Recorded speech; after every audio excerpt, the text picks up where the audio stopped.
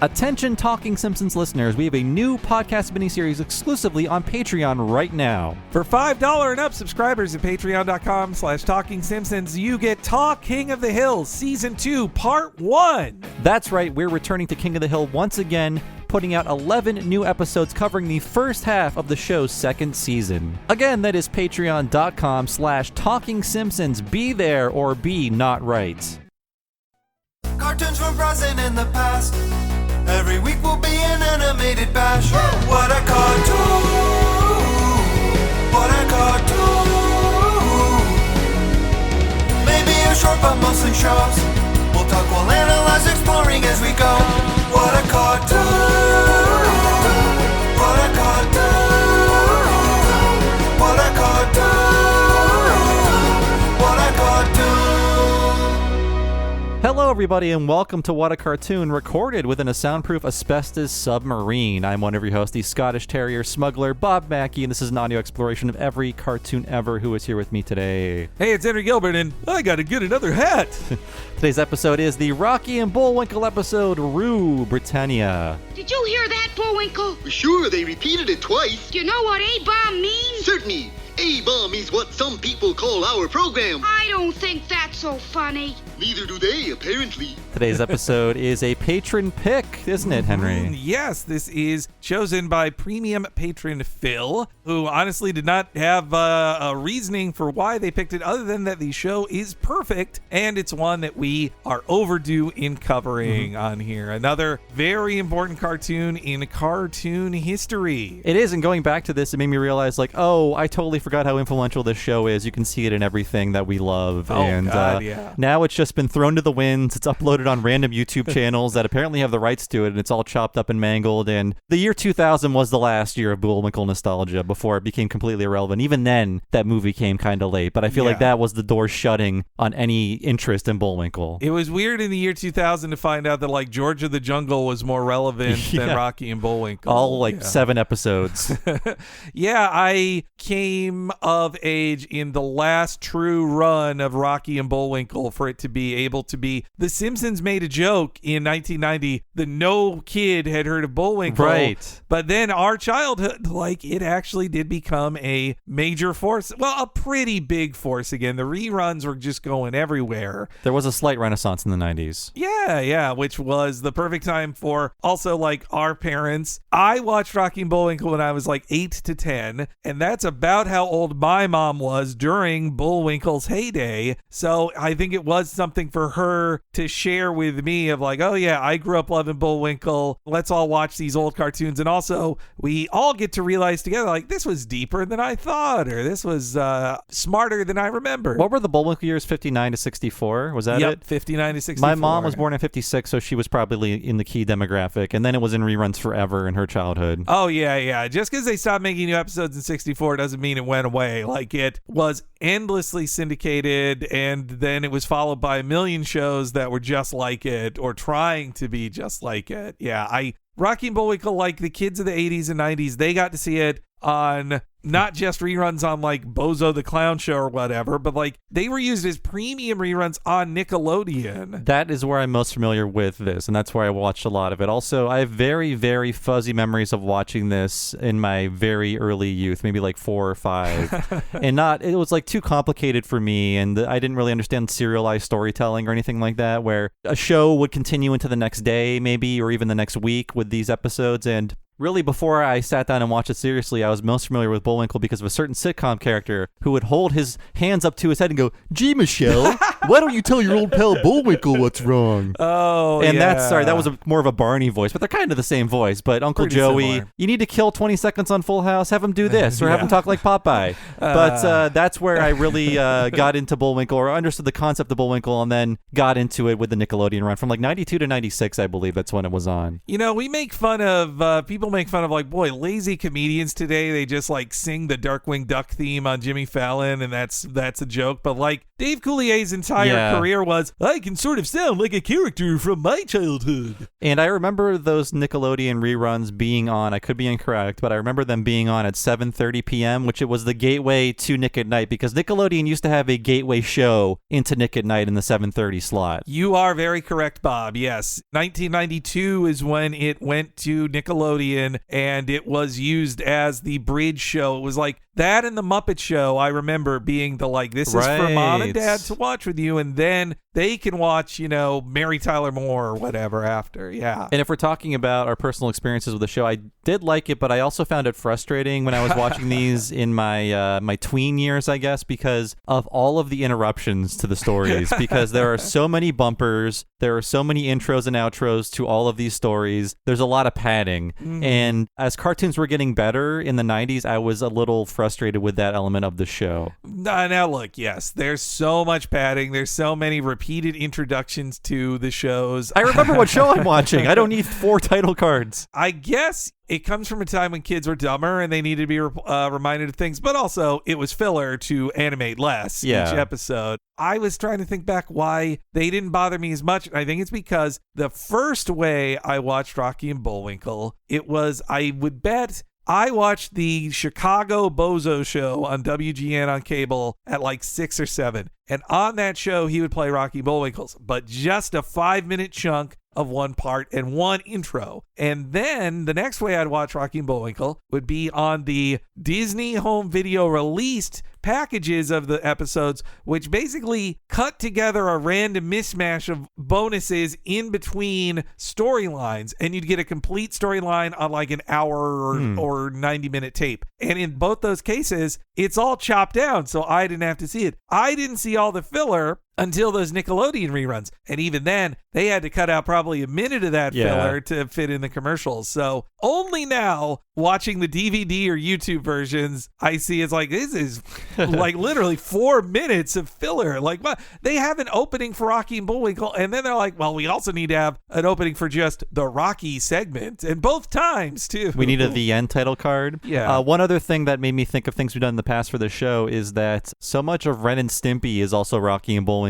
Yes. It was not just the riffing on Clampett cartoons from the 40s. The initial setup for Ren and Stimpy was a bunch of interstitial bits, like Ask Dr. Stupid was the Professor Know-It-All segment on Bullwinkle. Yeah, it's the same segment. And that What'll We Do Till Then is very much the Rocky and Bullwinkle wrapping up the show at the end. Yeah, you're right. Yeah, I mean, that generation on the original Ren and Stimpy, they grew up on Rocky and Bullwinkle. I mean, even the title, Rocky and Bullwinkle, Ren and Stimpy, like it's 2 names. It's a hodgepodge of stuff, but I think if you grew up then, you definitely, I think, saw the difference between a Hanna-Barbera cartoon and Rocky and Bullwinkle. If you were a true cartoon lover who'd grow up to make cartoons. I think, too, when we talked about the Flintstones, and we're like, oh, this so influenced Simpsons. It's this and Flintstones together. It's like, it's the shell of Flintstones, but Rocky and Bullwinkle is like the smartness and the cleverness of Simpsons. That's true. Watching this and seeing all the sign gags, I thought this has to be where the sign gags come from in The Simpsons, because there's so many of them. And this started around the same time as Mad Magazine. Yes. So I feel like there's so much influence on The Simpsons from both of those sources. Yeah. Well, and like it was kind of, Rocky and Bullwinkle pushed the envelope farther with what you could do on the kids' tune style, but also they were kind of riding the wave of like this new style of American satirical comedy and cynical humor about, brands and marketing and all this stuff. And also like Stan Freberg was starting to get big, and their Fractured Fairy Tales is kind of ripped off from Stan Freberg. Oh, really? Okay. To a degree. There's a Stan Freberg album that came out a year or two before Rocky and Bullwinkle started that was joking things about like Little Red Riding Hood and another one. And not only is it like tonally similar, but June Foray and Dawes Butler play multiple roles in it. That's great. I thought it came from Shrek. I thought Shrek invented this idea. It's so funny. Shrek thought in 2001, like, we're so ahead of our time, saying like, you ever think about Snow White and how she's actually weird? But yeah, the videos I got as a kid, which I was spoiled with, True. I asked Bob before, like, didn't your mommy buy you all the videos you wanted? But I think it was a treat for my mom too to buy all the tapes. So sure. This one growing up, especially the Rue Britannia storyline, was one of my favorites, and it was, I believe the tape name was Blue Moose. Each were named after like They were parodies of masterpiece paintings like Whistler's Moose, Blue Moose, that type of stuff. One other thing I'll say, and I will reference Shrek again because that's in our past, is that in Shrek, I commented on that podcast that so much of the dialogue feels like placeholder, or it's not even a joke, it's just words that sound like a joke. This is the opposite of that, in that I spent about 3 hours on this 20-minute show writing everything down. And as someone who wrote jokes semi-professionally for 14 years, I really respect this show for the sheer amount of jokes in it. Like every line of dialogue that could be a joke is a joke, and it's very carefully written. It's not ooh, that's gotta hurt, or tastes like chicken, or paper or plastic. You know, all those riffs that aren't really jokes. Oh, the incredible density of the jokes. Like all the sign gags too, like that is the spirit The Simpsons had. Like when The Simpsons was really trucking along starting in season 3, just the density of jokes that they shove in there, which also like Rocky and Bullwinkle had to ramp up to that too. If you watch like the first couple episodes, well, also they, much like The Simpsons, they had a really rough first season. Yeah. But the pace is slower too. This is a great one because this Britannia is late in season 2 and they've really got it all figured out. Like they've already produced 50 plus episodes at this point. I guess too, those videos I watched as a kid, they usually cut out 2 or 3 segments, so it was a bit tighter too. I will say this too, as a kid, I think back how silly I was, but I took almost every cliffhanger I saw seriously. I think I did too for this show.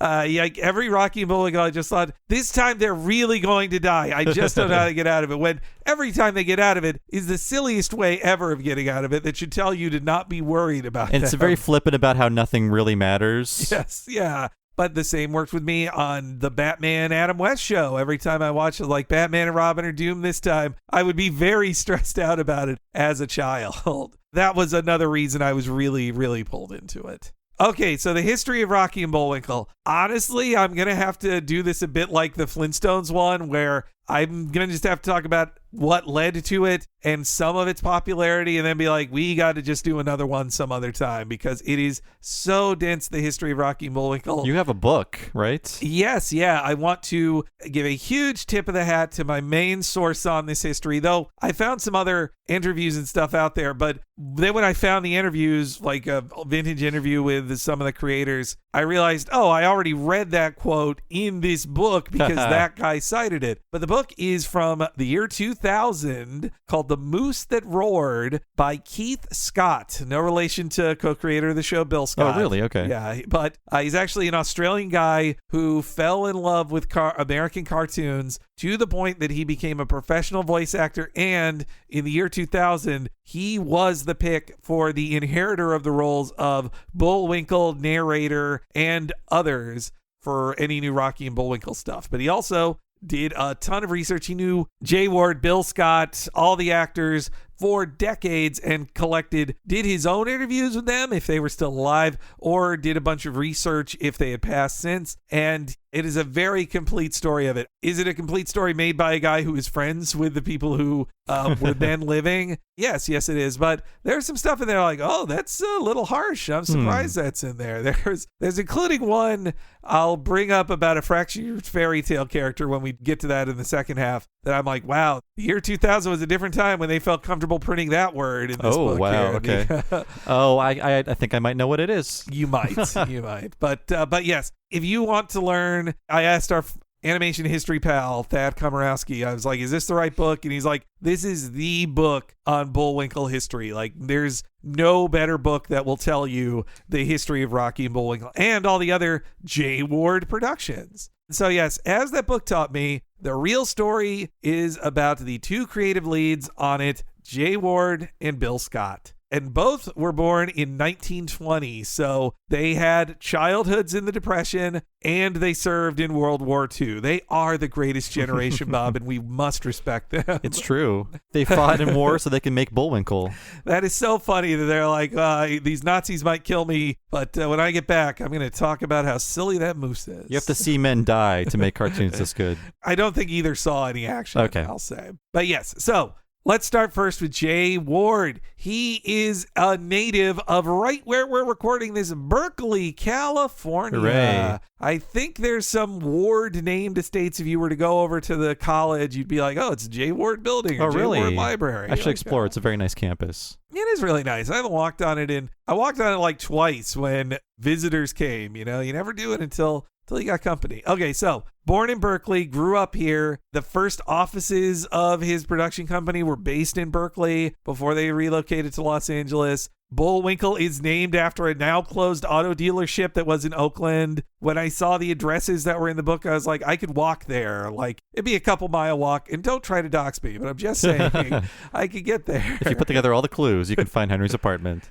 But yes, Jay Ward had a very interesting life up to getting involved in early television animation, none of which involved working in animation. He grew up a clever young man who really enjoyed sports and business, like he was everybody's favorite funny friend. He would go on to go to college in Berkeley, at University of Berkeley. His postgraduate, Harvard for an MBA. Oh, come on. What is this, the guy. Futurama over here? But two things sent him into animation. One was that when he started a real estate business earlier in his career, a truck just like smashed him. Like he was on his front lawn talking to the mailman, and this truck just careened out of Jesus. control and hit him. And like they feared he'd be crippled, but it just like messed up his leg, but it really mentally affected him for the rest of his life. Like some people refer to him as like close to a shut-in at times. He'd have a nervous breakdown during the production of Rocky and Bullwinkle, and they'd have to kind of work around that. I could see if you open your door and a truck hits you, yes, what that would do to your brain. He was apparently reading a poem to his mailman. He's like, oh, look at this. I got a letter, and it starts with a poem. And the person who sent him the letter blamed themselves forever. Like, if I had just not written that poem, he'd have gone inside, and the mailman wouldn't have been there. Well, now we have podcasts, and your mailman can just download your poetry podcast. Yeah, and we could just stay indoors and never be near any dangerous trucks. But yes, while he was recuperating, it turned out he had a schoolyard chum who had a business proposition for him.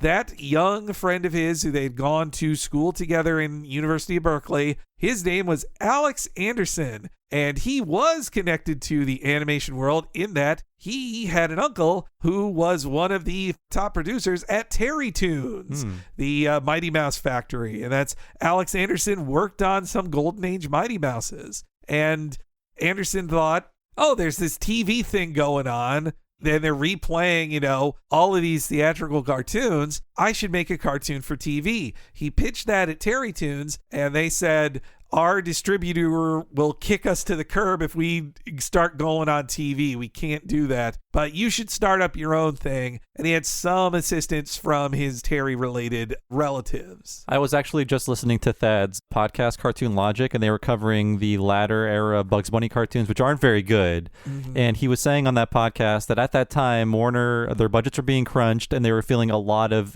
competition from TV. So there were a lot of TV parodies in that era of Warner Brothers cartoons. About how much TV sucked. Well, it's more like, you like the Honeymooners, huh? What if they were mice? That's right. You like Jack Benny? What if they were also mice? Anytime those showed up in the Nickelodeon packages, I was like, oh, man, come on. I don't want to see Mouse Rochester. It makes me uncomfortable. And yeah, me too. And there was whatever cartoon where they're like interviewing Bugs Bunny as a celebrity. That's a parody of a TV show too. Oh man. If one of those has the source of the image of Bugs curled up on the seat, and he's like, that is a funny drawing. I love that drawing. But this was 1949, and at that point, the golden age of animation isn't over yet, but they are at least like, we're not doing nothing on TV other than licensing the old stuff. TV having been invented the previous year. So Alex is like, fine, I need to start it up. And he goes to his friend Jay. He's like, you're the funniest guy I know. Help me out with it. Jay is recuperating, and Ward goes, fine, I'll help you write it. Let's produce it out of Berkeley. And so they start working on what is officially the first original cartoon for television. And it is very limited animation by today's standards if you look up a clip on YouTube. But it does exist. It is Crusader Rabbit. That's important trivia for any cocktail party if you go to them in the future to know what is the first TV cartoon. It's, you win at trivia things. Like, it wasn't the first cartoon on TV because they had been licensing pre-made cartoons, but never before had a cartoon being made to be on television. But it's black and white. It's basically just like Alex Anderson had seen, these storyboards, if you just like moved a camera over them, that sort of counts, you know? It's a lot. I'm looking at it now. Actually, I didn't look at this until now. It's just basically a lot of panning across existing art. Yes, yeah. Occasionally they'll do the almost Dr. Cat style thing of, well, if it's just a picture of a mouth open and a mouth closed, that looks like lip sync. Yeah. That's where anime comes from. So, funnily enough, they set up in Berkeley and they are able to sell it to NBC, even though NBC is like, you're just some guys who have never made anything before and you're based in Berkeley, not Los Angeles or New York. They partnered them with a guy named Jerry Fairbanks to help produce the show. They also, along with pitching Crusader Rabbit, they pitch a mounted police officer named Dudley Do-Right, but NBC only wants Crusader Rabbit. And get this, Bob, Crusader Rabbit is about a serial-style melodramatic comedy that has a ton of cliffhangers and is about a plucky young rodent and an imposingly tall but amiable friend. Oh, what animal is the friend? It's a tiger named Rags. I don't think he's as stupid as Bullwinkle is, but they already struck on the pairing of like little guy, big guy. They definitely make Crusader Rabbit the star, just like they'd make Rocky the star. Because it's like, well, this is the little character that the children watching can identify with. You know what? I don't like Rocky, and I don't like how his name is first. All Rocky's dialogue is, gee, Bullwinkle, what are you doing? When they get better with Rocky, it's that he has to be slightly stupid, too. Yeah. And also, he sets up Bullwinkle for good lines. Like, one character says, in part 1 of Britannia, there's this line I love of a character saying, we'll be dropping you off here. And then Rocky says, boy, that sounds funny. And then Bullwinkle says, I don't know, sounds like a pretty straight line to me. And same with the opening clip, which is not from this episode. I was worried I watched the wrong one. No, sorry. I just love that joke so much. They bring it up in the book, and it's just like, hey, Bob is what they call our television program. That's not very funny. They don't think so either. But yeah, so they set up it as a 5-minute strip show, as in it just airs like 5 minutes each day during a week. It was not the half-hour format. The half-hour format wouldn't really come around, I think, until the Rough and Ready show. I think that really set it up. But it was 5 minutes, and it was, as much as the thing could be a hit in the very limited number of people who owned televisions in 1950, I think it was a enjoyed show. And so Ward learned that if you couldn't match theatrical quality animation when working on this, you got to at least have some really clever writing to make up for it. So, and there's a narrator in Crusader Rabbit as well. There's a lot to it. So, during the 1950 hiatus between seasons on Crusader Rabbit, Ward, and Alexander start working on multiple pitches for other series, including a funny animal variety show that would be called The Frostbite Falls Review. There were several uninteresting dinner dog style type characters in there. You'd be like, this guy's some fox? Who cares? But there's a little squirrel named Rocky who can fly, and that's why he wears aviator goggles, and a big dumb moose named Bullwinkle. That idea will never work, as Rocky would say. So they produce 195 5-minute Crusader Rabbit bits. By 1951, it then all falls apart in a sea of bankruptcy and legal issues of like who owns it, who doesn't own it. They kind of got screwed out of the deal. Anderson and Ward are trying to sell new shows like Frostbite Falls Review and Dudley Do-Right, but nobody's biting. Nobody wants it. And so by 52, 53, both kind of just go like, I'm out of here. Like Alex Anderson, he joins a advertising firm in San Francisco where he works up to like vice president. So he won't quit. When new stuff starts happening with Jay Ward, he's like, I got this great job at this advertising firm. Who needs Hollywood? He's one of those madmen. He was a madman. Yeah. Unlike most of the men involved in this production, Alex Anderson lived into his 90s. Wow. Like he passed away in 2018. Jesus. But so Anderson leaves, Ward goes back to realty, but he's itching to return to television. At first, he tries to relaunch Crusader Rabbit, and he's going to do it with Bill Hanna. But then all these legal issues are still going on, so Bill Hanna leaves the project, leaving him free to join up with Barbera to start Hanna-Barbera Productions. So that already is like, what a crossroads in media that is. But Jay Ward can't make the Crusader Rabbit thing. So instead, he returns to that Frostbite Falls pitch and like, you know what? This is kind of similar. I think I could do this. In 57, he's thinking about making it as a brand new pitch, but he needs other writers. All right, now Bill Scott. A young man who grew up in New Jersey and Colorado, loved cartoons, loved them, drew some himself, also did funny voices on his high school radio or college radio programs, but wasn't looking to be like a professional entertainer. He wasn't sure what he wanted to do. And then boom, the Nazis march in Poland. He's brought into World War II and he has joined the army and he gets put into the army's motion picture unit. And we talked a whole lot about this in our UPA podcast. Right. But that was a very important unit. Yeah. That's where you want to end up when you go to World War II. Oh, yes. You make cartoons. The guy standing next to you, front lines, Berlin. But this guy, Pacific Theater. He goes off to Los Angeles. He says when he first got to where he was assigned, he was greeted by Ronald Reagan, who was running the unit. Oh, Jesus. But then he quickly found out there was an animation wing, and Bill Scott, unlike most people who watch cartoons, he actually knew the names of people who made them. So when he found out that he could work under Frank Thomas of Disney, he was like, holy shit, Frank Thomas. And then also John Hubley. Now, I must apologize to listeners. If you listen to our UPA one, Bob was the one who informed me on there, like, hey, Bill Scott worked on this. I was like, God damn it, I can't believe I missed this. I don't remember telling you that.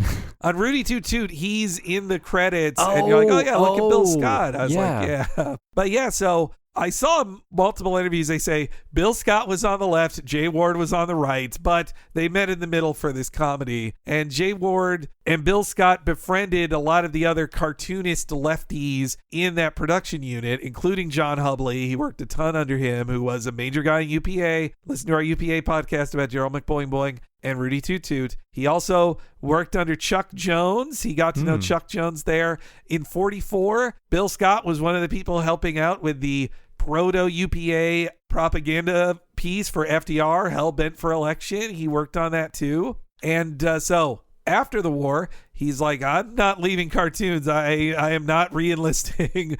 I'm going to stay the cartoon guy. So he started as a writer in Warner for about a year, doing jokes for both the Chuck Jones unit and the Art Davis unit. But he said that there was a level of like, almost like an paid internship level of like, if you work up above that, you're making the real money. But he could never get past that level.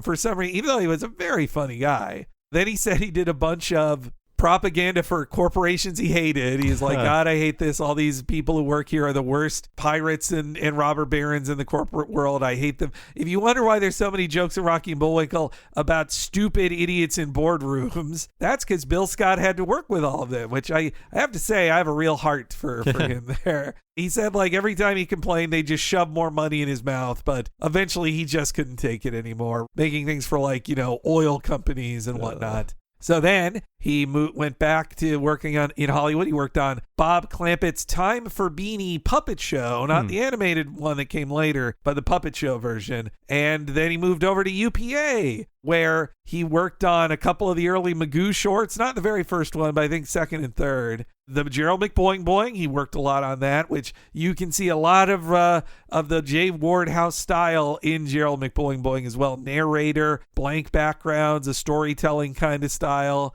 And he worked on Rudy Toot Toot. He learned a lot at UPA. He left around when the HUAC thing was happening as well. And so he then became just one of the funniest free agents in Hollywood by the mid-50s, floating around from place to place. Sometimes UPA would have him back to like be a voice director on a Magoo thing or whatever. Or the Gerald McBoing Boing TV show. Right. He had worked on that. Scott is wrapping up his time on the McBoing Boing TV show. He is called upon by Jay Ward because a mutual acquaintance who worked on a thing with Scott tells him, this guy is so funny, you got to hire Bill Scott. And Jay Ward did. They come together, they start working on that Frostbite Falls pitch, and they see, this review thing doesn't work. Let's just take these two characters and just make it a Crusader Rabbit style serial starring these two characters.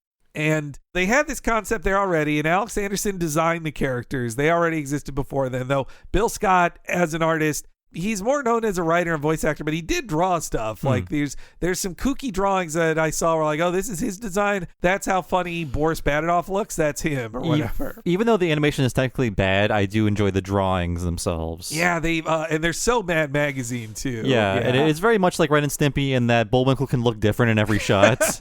Oh God, yes, I love that. Yeah, Bullwinkle and Rocky, like, but Bullwinkle especially, like, is it blue gloves? Does his mouth go nearer to his neck, or is it the end of his mouth? What color are the antlers? Bullwinkle just looks so funny that even if you draw him wrong, you're still laughing.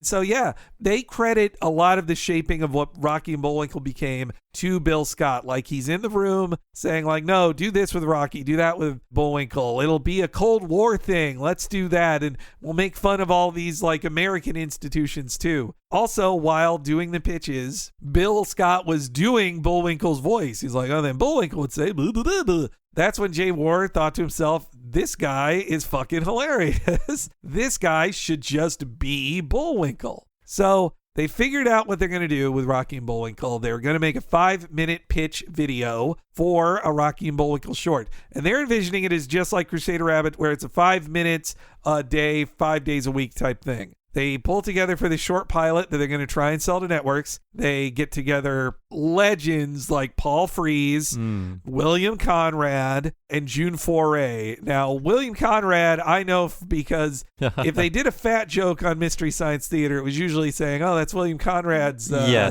test kitchen at net. Refrigerator alarm. Refrigerator alarm, thank you. Sorry, that's exactly what I was going to bring up on this podcast, because it was like one of those random bits of trivia your mom will throw out when you're a kid. Just like, Jake and the Fat Man is on. And my mom be like, that's the narrator on Rocky and Bullwinkle. Did you know that? I was like, no. And yeah, William Conrad, he was a very large man in his later years, maybe even his earlier years too, known as the Fat Man when we were kids. Yeah, though the joke was on him, Bill Scott, if he ever made fun of him, because Conrad outlived him by like 9 years. Yeah, William Conrad, an amazing narrator. They'd make fun of him, apparently, there's a bit in Freakazoid, when we did Freakazoid, about how the announcer on that show would say, I could play other characters, and then he just fails at it. That apparently was like a behind-the-scenes story that William Conrad was like, I can do other characters, I'm not just an announcer. And then when he tried to do it one time, he messed up, and they never let him live it down. They're like, oh yeah, what a star, William Conrad, the man of 1,000 voices. He has nothing to complain about, because you hear him the most on these shows, because the narration is doing a lot of the work, because they don't have a lot of money to play with, and because of that, you're right, you could just listen to these as a podcast. Honestly, it works better as a thing I barely look at. He describes what characters are doing, and then Rocky did this, and then Bullwinkle did this. It's just like, yeah, I'm seeing it, dude. Like, you don't need to explain it, but I think it's because of the radio background of a lot of these people. They're writing it like a radio show. Yes, very much so. It's all of this radio training that they all came from, like, and Paul Frees, an amazing voice actor, like, just so funny,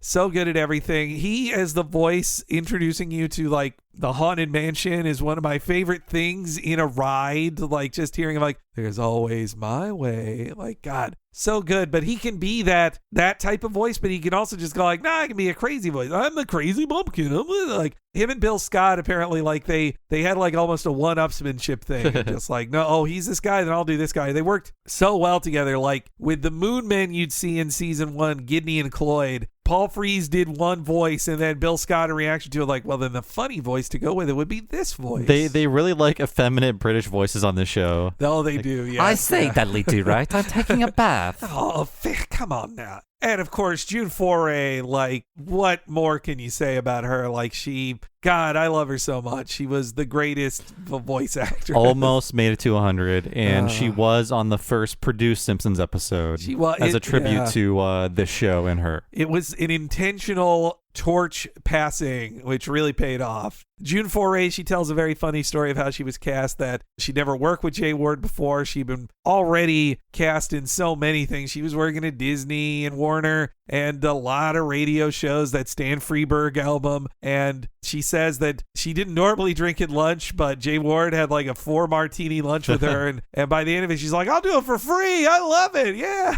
A lot of these recordings do sound like they were fueled by martinis. Well, what's a 2 martini lunch is normal. You'd be looked at as a weirdo, like 1 martini at lunch, Bob? What are you, a commie? Who wasn't drunk, at least half drunk during the day in the 60s? Or on Quaaludes or something. I mean, yeah, they're like, well, I have back pain, so I got to take my pills. Or on meth or whatever, like JFK was, like the, not really meth, but yeah, so they're doing the pilot, assigning out voices, and that's when Scott finds out that he's going to be Bullwinkle and assorted other ones. And he's like, Bill Scott saw, he's like, wow, I get $50 extra a week because I'm doing the recording sessions. So Bill Scott, one of the original like Seth MacFarlane's, because since he was not just the voice actor but also the head writer, he worked as basically voice director in the room of saying like, oh no, do this now, and okay, no, you come in with this, or even just making up a joke in the recording session. But unlike Seth MacFarlane, he did not get a bunch of plastic surgery and decide to become a leading man.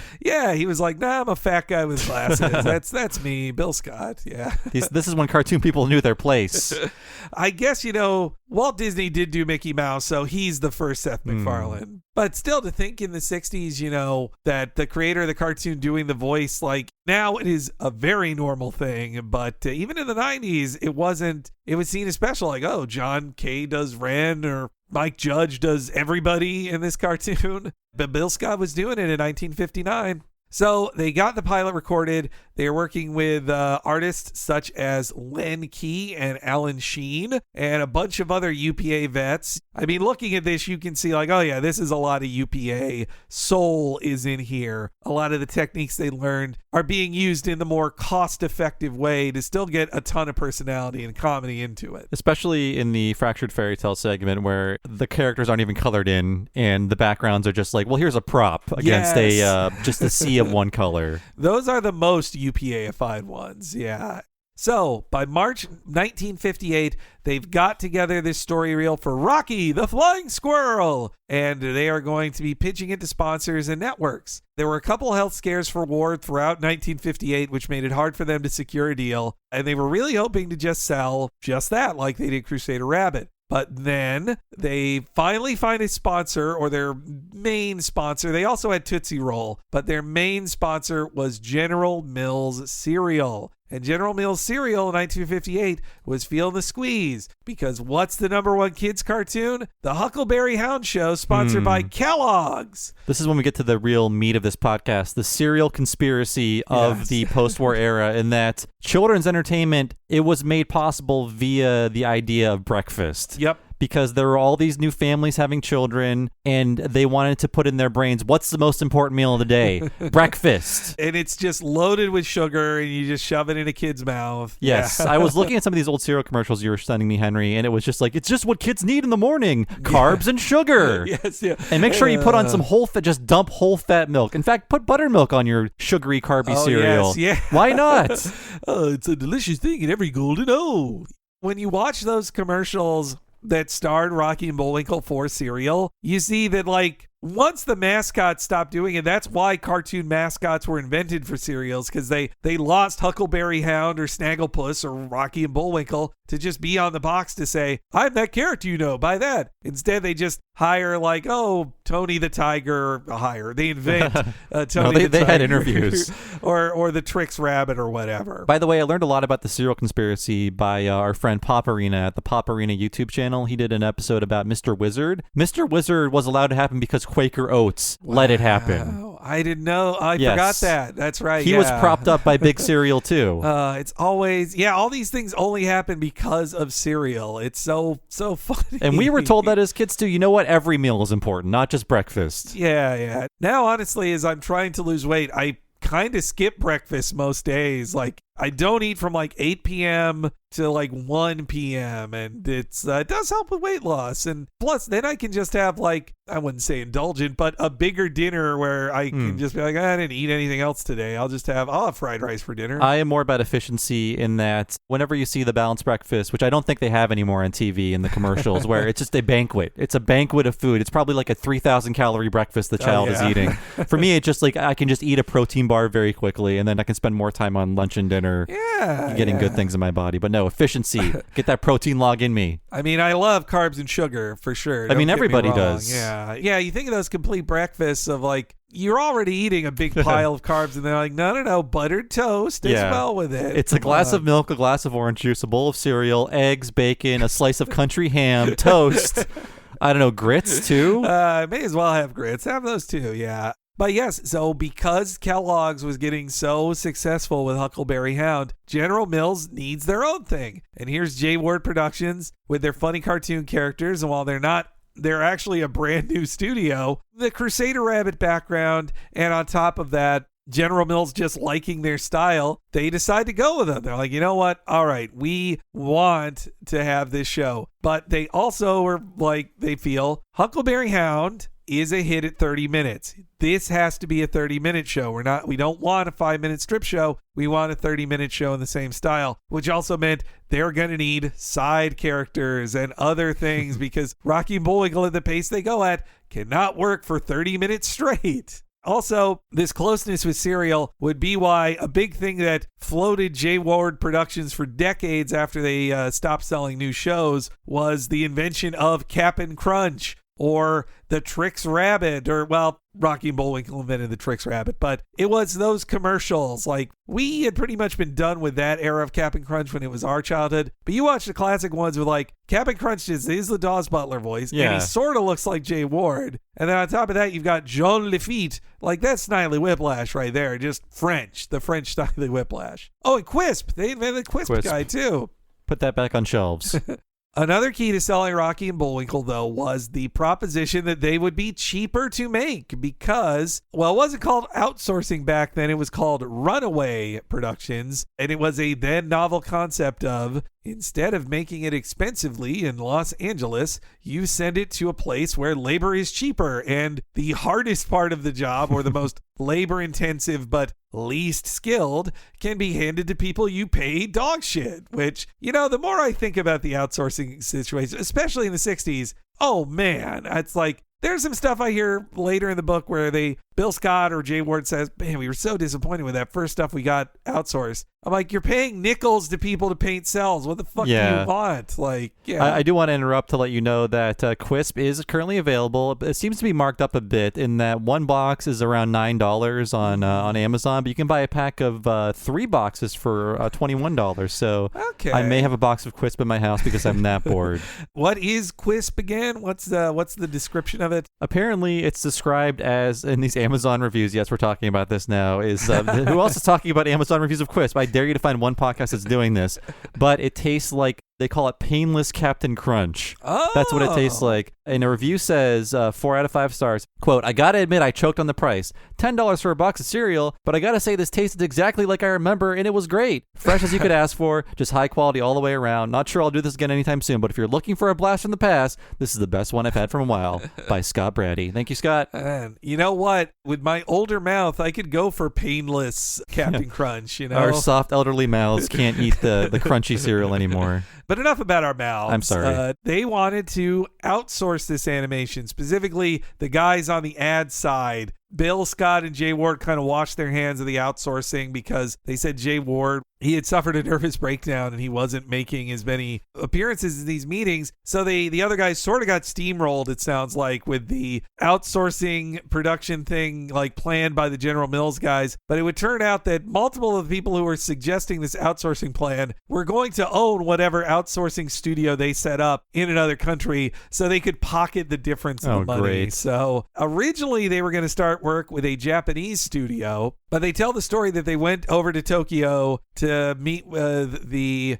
owners of the company, and they find out that the building didn't exist and there were no employees yet, but they're like, no, we're going to hire everybody after you give us the money. Interesting. I was wondering if they didn't go to Japan. I don't know what the history of outsourcing to Japan is. I don't know if it was happening quite yet in animation. Yeah, there's got to be some American ones that did it, but by 58, like, televised animation existed. I believe Mighty Atom had started to air at that point, but and Hanna-Barbera proudly did everything in the United States. They underpaid Americans to paint those sales. Yeah. No, in one of the biographies of Hanna-Barbera creators I read, they were talking about what a tragedy it was that they had to start going to Mexico. Like Barbera hated the idea, and they're like, well, it's the only way to economically produce it now. We're getting beat by everybody else. We can't cost as much. So, and they're like, well, what's it matter? And also the Mexican studios had improved by that point. Like, so yes, they decide we're not going to Japan. Instead, they decide they're going to go with a relatively closer and easier to visit studio in Mexico City, which also had to be built from the ground up, but they trusted the guy a little more. And it was known as Valmar. And if you watch those first year of Rocky and Bullwinkle's, they are rough. They are very, very rough. But these were a bunch of first-time animators in most cases who were handed almost no money and were told to be cheap. What do you expect? Like, Ward was really pissed off about it too because they constantly call for redos and retakes because he had contractual quality control and also partial ownership of it. And so he's like, no, you're going to redo these. And they say, but that'll then cost more money. The point of this is to be cheaper. And he's like, nah, no way, we're doing it. And they were able to do Rocky and Bullwinkle in Mexico, but the other supporting shorts would be mostly done in the U.S. Peabody was all done in Mexico, but a lot of the other ones, if they could do it, they do it in Los Angeles. Not to say that those looked amazing either, but they usually had fewer mistakes in them. And honestly, the Valmar thing just sounded like a bit of a embezzlement scam, I have to say. But Valmar sounds like a discontinued department store. Well, I think they even hated the name because by the second season of Rocky and Bullwinkle, it became known as Gamma Productions, which maybe that too also sounds less Mexican and makes it more universal. I love how hard to read the credits are. They're just like flashing around the screen. Oh yes, yeah. Yeah, they barely want you to read them. Well, speaking of credits, that reminds me too that Bill Scott, for some reason, he only wanted to be credited for writing. Like, he was not credited with the voice performers. It was only later in his career that he would do interviews. He's like, yes, I was Bullwinkle and Dudley Do Right. I guess he was Mr. Sherman, right? He was also Peabody. Oh, yes, Peabody. Sorry. Mr. Peabody and Sherman. I got that mixed up. Peabody was named after his own dog. And so ultimately, Jay Ward was not happy with the quality control, but he did get ownership over the characters. And Ward Productions, I believe, still to this day, they license it out, but they, at least in part, own the rights to Rocky and Bullwinkle still. I mistakenly said that the door shut on Rocky and Bullwinkle in 2000, but then I just totally remembered upon doing this podcast that there was the 2013 Amazon series. 2018. Oh, it was 2018. Yeah, it was wow. 2018, it was that recently. And then there was in the 2010s the Peabody and Sherman movie. Yes, Blue Sky. No, it was Illumination. No, it was Blue Sky. Whichever. One of those two thought that would be their big revival and they'd make it work, but it was not the big hit they thought it would be. And I think they had a tie-in Netflix series as well that didn't go anywhere. Yeah, all these times they come back and it just kind of just like goes like, nobody's that into it kind of thing. It was DreamWorks. Oh, and DreamWorks, I'm looking man, I was wrong about it. I'm looking at the poster. What I don't like about the characters is that they have too realistic eyes, which is a problem in CGI across the board. And also, they're both doing the smug DreamWorks face of the camera. That's not. Man. Maybe Peabody does that. Peabody is a very smug dog. Yes. But Sherman is like a hapless, stupid boy. Yeah. He's supposed to be like, that's right, Mr. Peabody. That's his. Quiet, you. Quiet. Yes. Yeah. Peabody is such a funny character. I love him so much. Yeah. And so because they now were being told to do the 30-minute style, they were going to have to co-develop supporting shorts for it. So first they had Peabody's Improbable History. That was the original name of it, designed with Len Key and his brother Ted Key, who also was famous at the time for the Hazel comic strip, which nobody remembers. He even had his own sitcom. It was about a maid. Okay, yeah. I thought of like a maid or like a housewife or something like that. Then they thought up of Fractured Fairy Tales, co-developed with some other folks, but for that one, they'd get a different voice narrator, and that would be Edward Everett Horton, a character actor who was in a bunch of Cary Grant stuff. He's like, while looking at IMDb, it's just listed as Mr. Witherbottom or whatever in Arsenic and Old Lace, things like that. I'm just making that up, but I'm saying a Cary Grant movie. A lot of these accents that don't exist anymore. They're not British accents. They're what's that, northeastern accents or a very practiced Northeastern accents by a character actor who's like, I very slowly developed my character to be this voice. You don't get that anymore. And also, I was reading about William Conrad and Bill Scott and Paul Frees, where they got some of their voices from, and it's just like Dan Castellaneta. They say they're like, oh yeah, I remembered what a dead actor sounded like, and I do my version of it. Oh, sorry, it was mid-Atlantic accent. I couldn't place it. Okay. Really, it is. Also, for the Fractured Fairy Tales, they'd get Dawes Butler, but that would be really his only segment. He wouldn't appear much in the other segments. He was pretty busy at Hanna-Barbera, so probably he didn't have it in his schedule to record a ton of those. They do a joke in A Fractured Fairy Tale where a character voiced by him has said, what are you, some spy from Hanna-Barbera? I like that. And yes, they all would cobble that together, Fractured Fairy Tales and Peabody, with then the Bullwinkle's corner in the middle, a bunch of filler things, and also the best animated stuff in every episode were the ads for Cheerios or Jets. All the cereals, they looked the best because those were done fuller animation. I won't say full, but fuller. The Jet cereal, I watched an ad for that. What it promises is very dubious, I think. Like, it makes you win. Yes. Does it? Let's test this. Yeah, they have, I saw an old box of Jets in their thing. It's like a little white child celebrating scoring the touchdown or whatever. I'm like, come on. It'll give me the quick energy I need type line. So yes, the first season would debut November 1959, and it would be the epically long jet fuel formula storyline running over 20 episodes, which would slowly introduce Boris Badadoff, Natasha Fatale, Fearless Leader, a Mr. Big character, Gidney and Cloyd, and Captain Peach Fuzz, all of the classic supporting characters of the Rocky and Bullwinkle series. And you can also see them not only figuring out how to animate the characters in Mexico, but also the style. Like, the narrator is so slow talking in those first episodes. Oh, yeah. Natasha and Boris barely sound like, they mostly sound like themselves, but none of the speed. Like Paul Frees with Boris, he gets fast. He's like, I know what I'm going to do. Like, yeah. And also, Boris and Natasha came back into fashion during the Trump years, I think. I heard Melania referred to as Natasha by a lot of cursed boomer memes. Oh, God. Yeah, I mean, don't bring back Cold War jokes, man. Boris and Natasha, they did talk about that the Russians weren't the biggest fans of it. They tell these two stories in the book that may be apocryphal, but one was when Rocky and Bullwinkle in the 60s debuted in Japan. At first, the Russian ambassador there complained and they took it off the air for 6 weeks. They saw them as mocking the Russians, which they are. They're from Pennsylvania, yes. And that's a real country. That was June Foray's cover all the time. She'd be like, no, they're Pennsylvania. They're not Russian. No. So yeah, in the early days, Bill Scott did a majority of the writing in the first season, particularly on the Rocky segments. He basically wrote every Rocky segment, but they did start to staff up. They got a lot of support staff and direction. That's why you can't even really say like this episode was directed by this guy or that guy, because it's a hodgepodge of things all produced like weeks apart. But they had a lot of help on the layout, design, and direction side, especially from UPA vets Alan Sheen, Ted Parmalee, and Peter Burness. I want to credit them. And also, two very key writers in the Rocky and Bullwinkle show are Chris Hayward and Alan Burns. They weren't originally a writing team on Rocky and Bullwinkle, but then they would become a writing team, and they would create two classics of television, The Munsters. Ooh. And My Mother the Car. Oh, yeah. Famous for being the worst TV show of all time, but I think that's a false claim. Oh, yeah. There's a million worse TV shows. That was true as of 1997, before we've actually discovered much worse shows. And knowing that Hayward and Burns comes from Rocky and Bullwinkle, the joke is it's stupid. Yeah. It's a dumb idea. It's not... I think so many people back then took it as like, who would ever think of an idea of a car that's your mother's ghost? It's like, that's the joke. It's a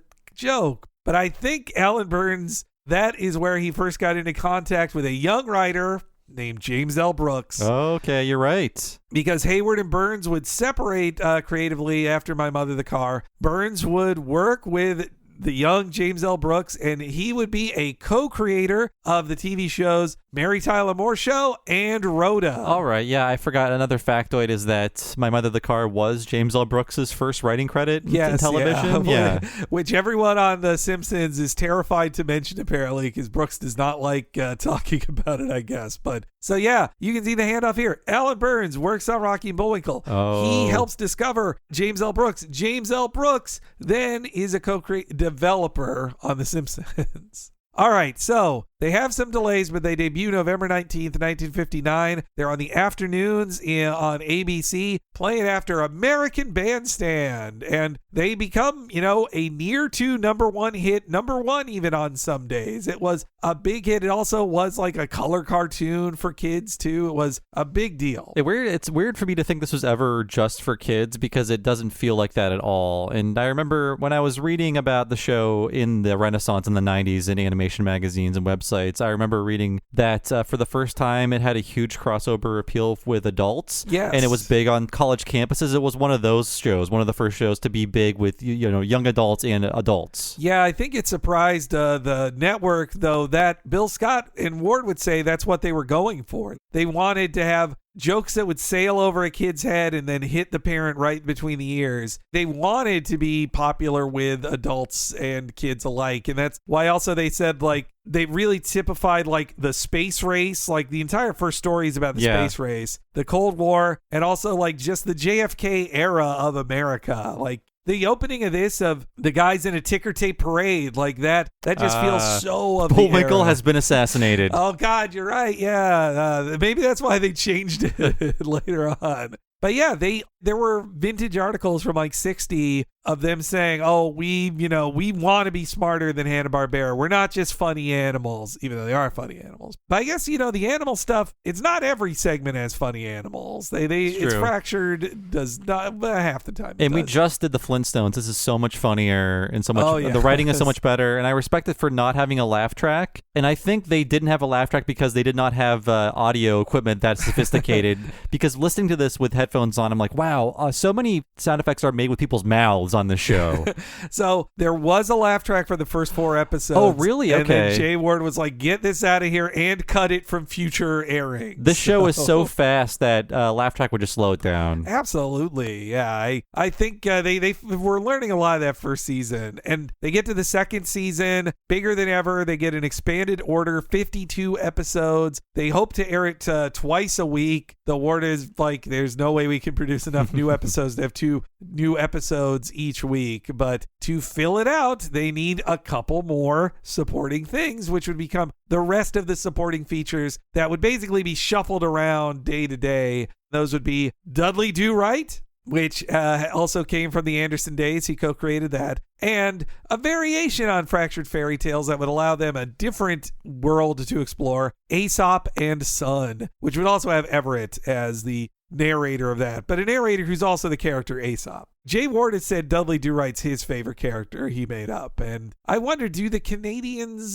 Canadians now even think of Dudley Do Right? Do they know of him? It feels more like a parody of silent films than a parody of anything Canadian. And I was just thinking, boy, I guess the creators might be old enough to have nostalgia for silent movies. For sure. They probably grew up with those. If they were born in 1920, then at like 28, they're seeing these serials. So I guess Jazz Singer was 27, and that's the first sound movie, right? Yeah. Well, also, like, just the style of the show with all the constant cliffhangers, like, that is serial stuff, which I do mean with an S, not a C. So they're working on season 2, getting more and more established. They're trying to make pitches for other shows. Jay Ward really wants to have his own puppet show, too, but just can't sell it. And then during season 2, they also decide they're going to do some smaller stories too, not just giant stories. I think the network was like, don't make these last 3 months now. No. That's when you get 4 to 10 episode arcs like Rue Britannia late in season 2. Also in season 2, they have a big change. NBC is feeling the pressure of the Flintstones. The Flintstones is the first 30-minute primetime animated cartoon. And they're like, we need a cartoon in primetime. And so NBC buys away Rocky and Bullwinkle from ABC. And while they say it's a new show, they're like, no, it's now The Bullwinkle Show. It is the same show. We were talking about this before the podcast. I asked Henry, what should we call this? Because this show has 6 names, and I think the most recent one is what they renamed it in the 90s, The Adventures of Rocky and Bullwinkle and Friends. Yes, yeah. I think that is now the accepted title by J. Ward Productions. But yeah, this was the first confusion of it, calling it The Bullwinkle Show. That's why if you see the ones of like, oh, they're on Broadway and it's Bullwinkle dancing,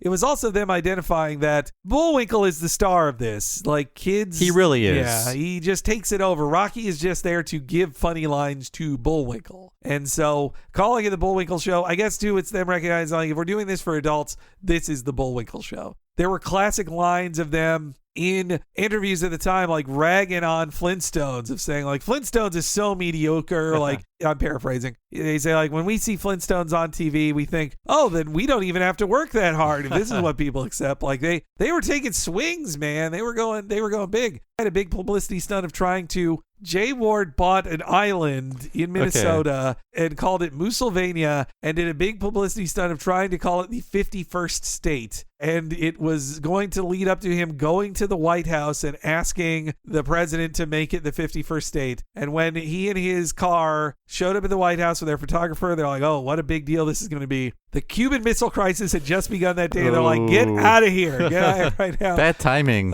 So that ended the whole 51st state campaign. So there's a lot more I could go into in the history of its popularity and the many imitators that came out of it. But just to put a period on the end of the history here, by the 5th season in 1964, the ratings were still good. People still enjoyed it. But General Mills was like, we've done enough. We need something new. Rocky and Bullwinkle, the fad is over. The kids have grown up. If they were 10, they're 15 now. Let's start over with a new thing. So sadly, Rocky and Bullwinkle just go away to be replaced by Hoppity Hooper, this frog guy that was... J. Ward liked him. Hoppity Hoopers are fine, but they're no Rocky and I have Bullwinkle. no idea what this even is. I don't think they replayed this for me when I was a kid. Hoppity Hooper is pretty rare. I only know of him because my mom also watched that growing up. She's Okay. When a frog randomly appears in a fractured fairy tale, she's like, hey, that's Hoppity Hooper. So I do know of all of the spinoffs, though, which I'm sure we'll mention. The other spinoffs. Well, so then J. Ward pitched other shows afterwards. George of the Jungle, though not a serialized type thing of adventure, it was really him, Super Chicken, and Tom Terrific. Tom Terrific, I think. Yeah, Tom Terrific, yeah. But that would only be 17 episodes. It was not, you can see it's starting to slow down, and Hanna-Barbera overtakes them. Only really known for its banger of a theme song. That's the best part of the show, to the point where Weird Al just covered it on one of his albums. There was no spin on it. He's just like, I'm just going to do the George of the Jungle theme song because I'm a boomer, and I love this shit. Boom, boom, boom, boom, boom, boom. And it was a fucking movie in the 90s, and it turned on so many young men and women. Brendan Fraser in that movie. Oh, man, yeah. Brendan Fraser's hot. They do a comedy nude scene with him that is did a little on-turning for 15-year-old Henry. I just assumed that he was going to play every J. Ward character because he was also Dudley Do-Right. For the film producers, they're like, this guy's face looking goofy in some costume, that's tickets right there. Yeah, George of the Jungle. There were also the rip-off things of, not rip-off, but Underdog and Tennessee Tuxedo. Underdog is bad. I never liked Underdog. I think my mom liked it when it would be on TV, but I like Wally Cox. He's a good voice for Underdog, but I don't get the rhyming, and that Jason Lee movie has got to be atrocious. Also, I didn't like that Underdog had to take his power pill every time. That's also weird. Yeah. Superman doesn't need drugs to be better. Underdog instead.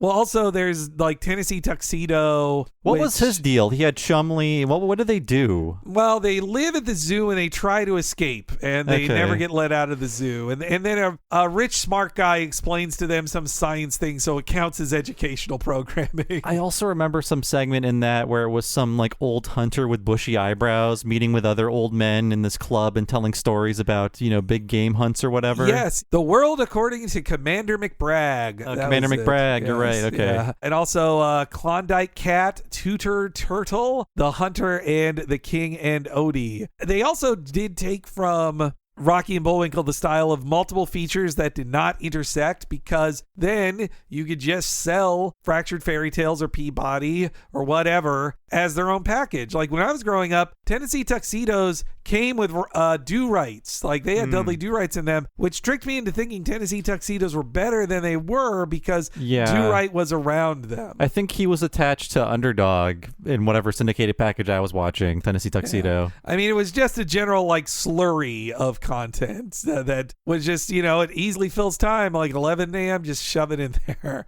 I mean, Tennessee Tuxedo at least had, Don Adams and a great voice. So there were all these copycats of Rocky and Bullwinkle, while Rocky and Bullwinkle still kept going in syndication for the next 25 years. And then we enter the 80s. A lot of the key people who would go on to have great success in other places, they sadly start passing away. Bill Scott passes away in 1985, right when he had just started getting back into animation. He's a voice of multiple bears on the Gummy Bears. He's like Gruff Gummy or whatever. Yeah, he's definitely Gruff Gummy. And then Jay Ward passes away in 89 as well. Like, they were all working well into their 80s. But as they start passing away, it's really too bad, because the year after Jay Ward passes away in 89, then The Simpsons debuts in primetime, and everybody is talking about how this is the next Rocky and Bullwinkle. Like, the surviving people were getting asked questions like, oh, isn't this like Rocky and Bullwinkle? Wait, wouldn't it be cool if Rocky and Bullwinkle came back? Like, I even remember CBS one night, they aired a Rocky and Bullwinkle in primetime, and for me, it didn't read as that old when I watched it as an 8-year-old. Like, but even though it absolutely was. But I think also it's fun for Gen Xers to look back on, because the Cold War was over. So they're like, isn't funny to remember this. It's funny that the wall came down, the Berlin Wall came down, and then these started rerunning on Nickelodeon. Yes, yeah. And the Soviet Union collapsed, of course, and it felt like the next year, it's time to laugh at this again. Yeah, it's fully in the past. Who even remembers this? So yeah, it rode a new wave of popularity. It's crazy that there wasn't just the new Rocky and Bullwinkle cartoon show, but they decided no, these should be movies. And first there was George of the Jungle and Dudley Do-Right, and then in 2000 comes the animation live action mashup, The Adventures of Rocky and Bullwinkle. It's what if... Okay, Robert De Niro debased himself for the first time. There's going to be a lot more of that to come in the future for him. But also, what if Rocky and Bullwinkle, the characters you love, were now a GameCube cutscene? Yep. Just walking through a bad 90s movie, let's call it. With Jason Alexander and Rene Russo as Natasha and Boris. And they're also, in the 80s, there was a little seen TV movie called Boris and Natasha as well. I just looked it up. It's 92. And 92, man. Dave Thomas is Boris. That's not so bad. That's not, but just draw a fucking cartoon instead. Yeah. Jesus Christ. They were cheap enough. But yes, so instead, the Bullwinkle content kind of slowed down after the year 2000, as many of the voice actors were no longer with us, other than June Foray, who was playing Rocky up until her last couple of years as an active performer. Bill Scott in 85, Jay Ward in 89. Most of the voice actors during the 90s passed away. June Foray lived to 2017, months shy of her 100th birthday. And the most recent deal with Rocky and Bullwinkle, other than that the DVDs are everywhere and it's just a hodgepodge of random episodes mislabeled on YouTube. Yes, it's there are so many YouTube channels that you think are just pirate channels or illegal uploads, but they're named Cartoons for Kids or Fun Cartoons, and there'll be complete runs of a lot of things you've seen growing up, but they're just there officially because I guess they were sold for peanuts. I clicked on one of those recently because it was like an hour of cartoons, and it shows Bugs Bunny and Daffy, because they did get a couple of the public domain Bugs and Daffy ones. But the filler of this meatloaf of cartoons is just wartime cartoons, not just Hellbent for Election, but also this really interesting one that Chuck Jones made that is in the much more the later 50s Chuck Jones style of a guy being told to re-enlist. It's good. You get a bunch of money. Re-enlist in the army. One of those channels has a lot of the World Masterpiece Theater series that came over to America, like Tom Sawyer and Anne of Green Gables. Yeah. It's just all on the Fun Cartoons channel. And yes, 2018 was the most recent attempt at a Bullwinkle revival with 26 episodes that ran on Amazon Prime, 13 seasons, but it's really only one season of production. And cool people worked on it. It looked interesting. I didn't really watch it, though. And I think the fact that Amazon Prime has not renewed it for another set of episodes in the last 2 years, I think tells you didn't do as good as they'd hoped. No. Not a new generation of Rocky and Bullwinkle viewers there. Though, I mean, Rocky and Bullwinkle, get it off of YouTube and put it on. Make it a prestige thing again. Like, oh my God, Amazon Prime has all the classic Rocky and Bullwinkles. I would like to see it shown in the way that it was originally shown, because so much of it is mangled and repackaged and, cut up. I want to see these just shown as they were shown on TV, because for whatever reason, I've been getting into Gumby lately because it's kind of stupid. But Gumby, what a cartoon coming soon. I think so. But Amazon Prime just has every Gumby episode, and it's as it aired on TV. It's not right. It's like in the 80s, Gumby was repackaged. Instead of using library music, they wrote all new scores for the old cartoons. On Amazon, they're just as they aired on TV. Oh, that's great. It should be hideous. Yeah, in our childhood, you could tell when it was the new or the old Gumby in between things. The old Gumby rules. I love how ugly and kind of scary it is. Here's a funny me watching Gumby story as a kid, that I loved watching Gumby when it came on for like a year or so in my area. And then in one episode of Gumby, a character, like hobo style, had a hot dog on the end of a stick and ate it that way. I told my mom, like, please get me hot dogs and I'll just put a fork in them and eat them that way, just like Gumby or some character did in a Gumby Kids thing. don't imitate things they see on TV. Kids aren't cutting up beans into 3 little pieces anymore like they used to. But yes, that is a simplified history of Rocky and Bullwinkle. I would love to do this again to dig into more of the post-creation stuff. But otherwise, this would be a 3-hour podcast. So I'll just save that for a future time. So when we come back, join us for our next episode, Explosive Situations, or Don't Make It Worse, It's Bad Enough.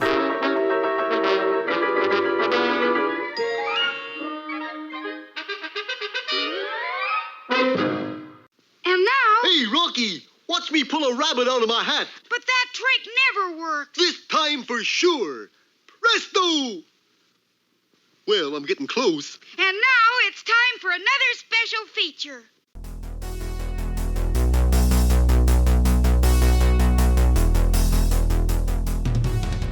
Hey, it's me, Henry Gilbert, and watch me pull a rabbit out of my hat.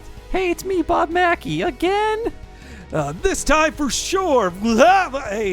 Hey, welcome to the break, everybody. It's Henry Gilbert. Now here's something we hope you really like. An ad. I'm sorry, I was just sitting strangely. I'm back to normal now. This is Bob Mackey. And a big thank you this week to our premium patron, Phil, who requested Rocky and Bullwinkle. Wow, is it fun to go back and revisit a ton of Rocky and Bullwinkle.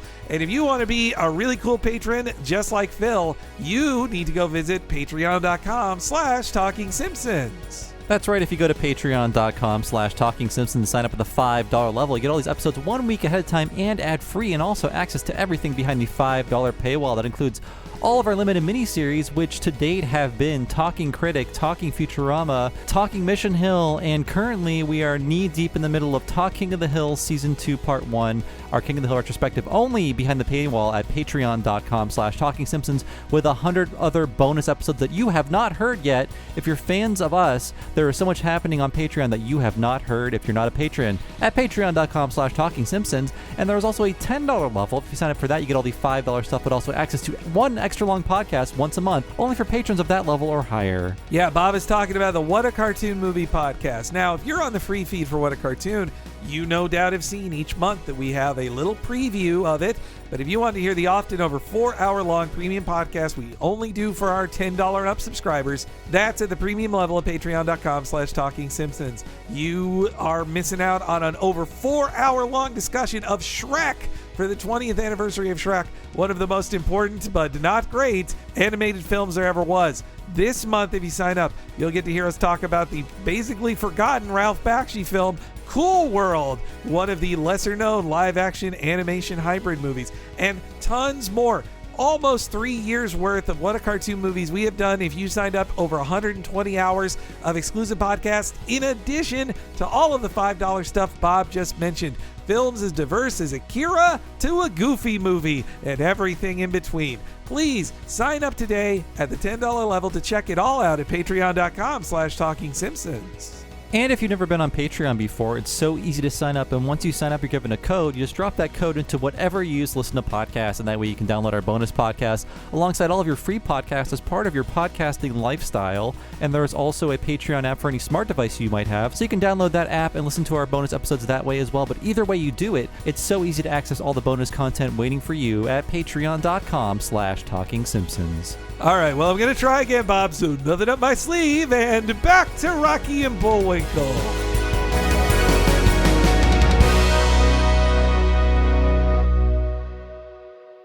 Here's Bullwinkle's corner. Hi there! Today's poem will slay you. Over the river and through the woods to grandmother's house it goes, with a great big basket of goodies and some boxes of Cheerios. Over the river and through the woods with each tasty golden O. The horse knows the way to carry the sleigh. So it gets upset in the snow. What you looking for, stranger? I'm missing a box of Cheerios. What's it look like? It's about yai by yai, and it's got a big G on the front. Is yellow box? Yup. Inside it's got tasty toasty O's of golden oats. You said it. Delicious with milk or cream and sugar. Sensational. Is this it? Hey, it's empty. That's funny, I'm not. Say, you must be full of girl power now. So what? I'll show you so what. What can be keeping that boy? Here I am, Granny! Bullwinkle, baby. Remember, the big G stands for goodness. Also for Grandma.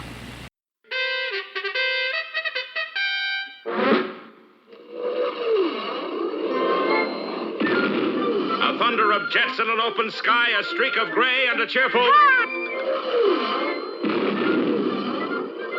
A loop, a whirl, and a vertical climb, and once again, you'll know it's time for the adventures of Rocky and Bullwinkle and Friends. Starring that supersonic speedster, Rocket J. Squirrel, with his pal Bullwinkle the Moose, and a host of others. Hurry, Bullwinkle. The show's about to start. I'm coming as fast as I can. Wave to the people. Yay! Now what are you doing? Signing autographs. Let's see. John Smith.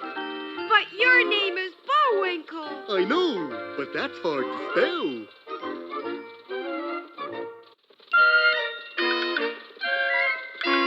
We're gonna have a lot of fun. Come on and join us. Sure, there's always room for one more.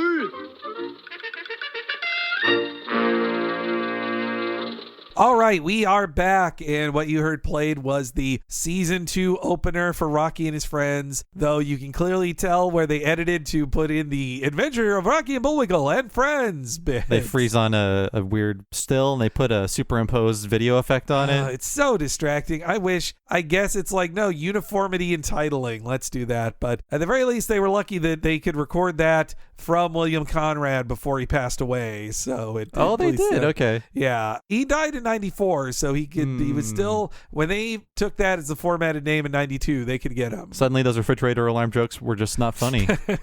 And also they cut out, the characters would walk by a giant billboard for a General Mills cereal or a Tootsie Roll or whatever. Put that back in. It makes me sad. The only way you can see him is like in shitty old, kinescopes and in black and white. You they can't look like crap. See the original Charlie Brown Christmas or Halloween openings either because of that. Yeah. Look, if I'm buying a DVD of these things, I am not a child who is being advertised to. I can be told to buy. No one buys a Tootsie Roll. You get handed it for free maybe at a doctor's office or something like that. Nobody in the year 2021 is buying Dolly Madison products unless you're a boomer.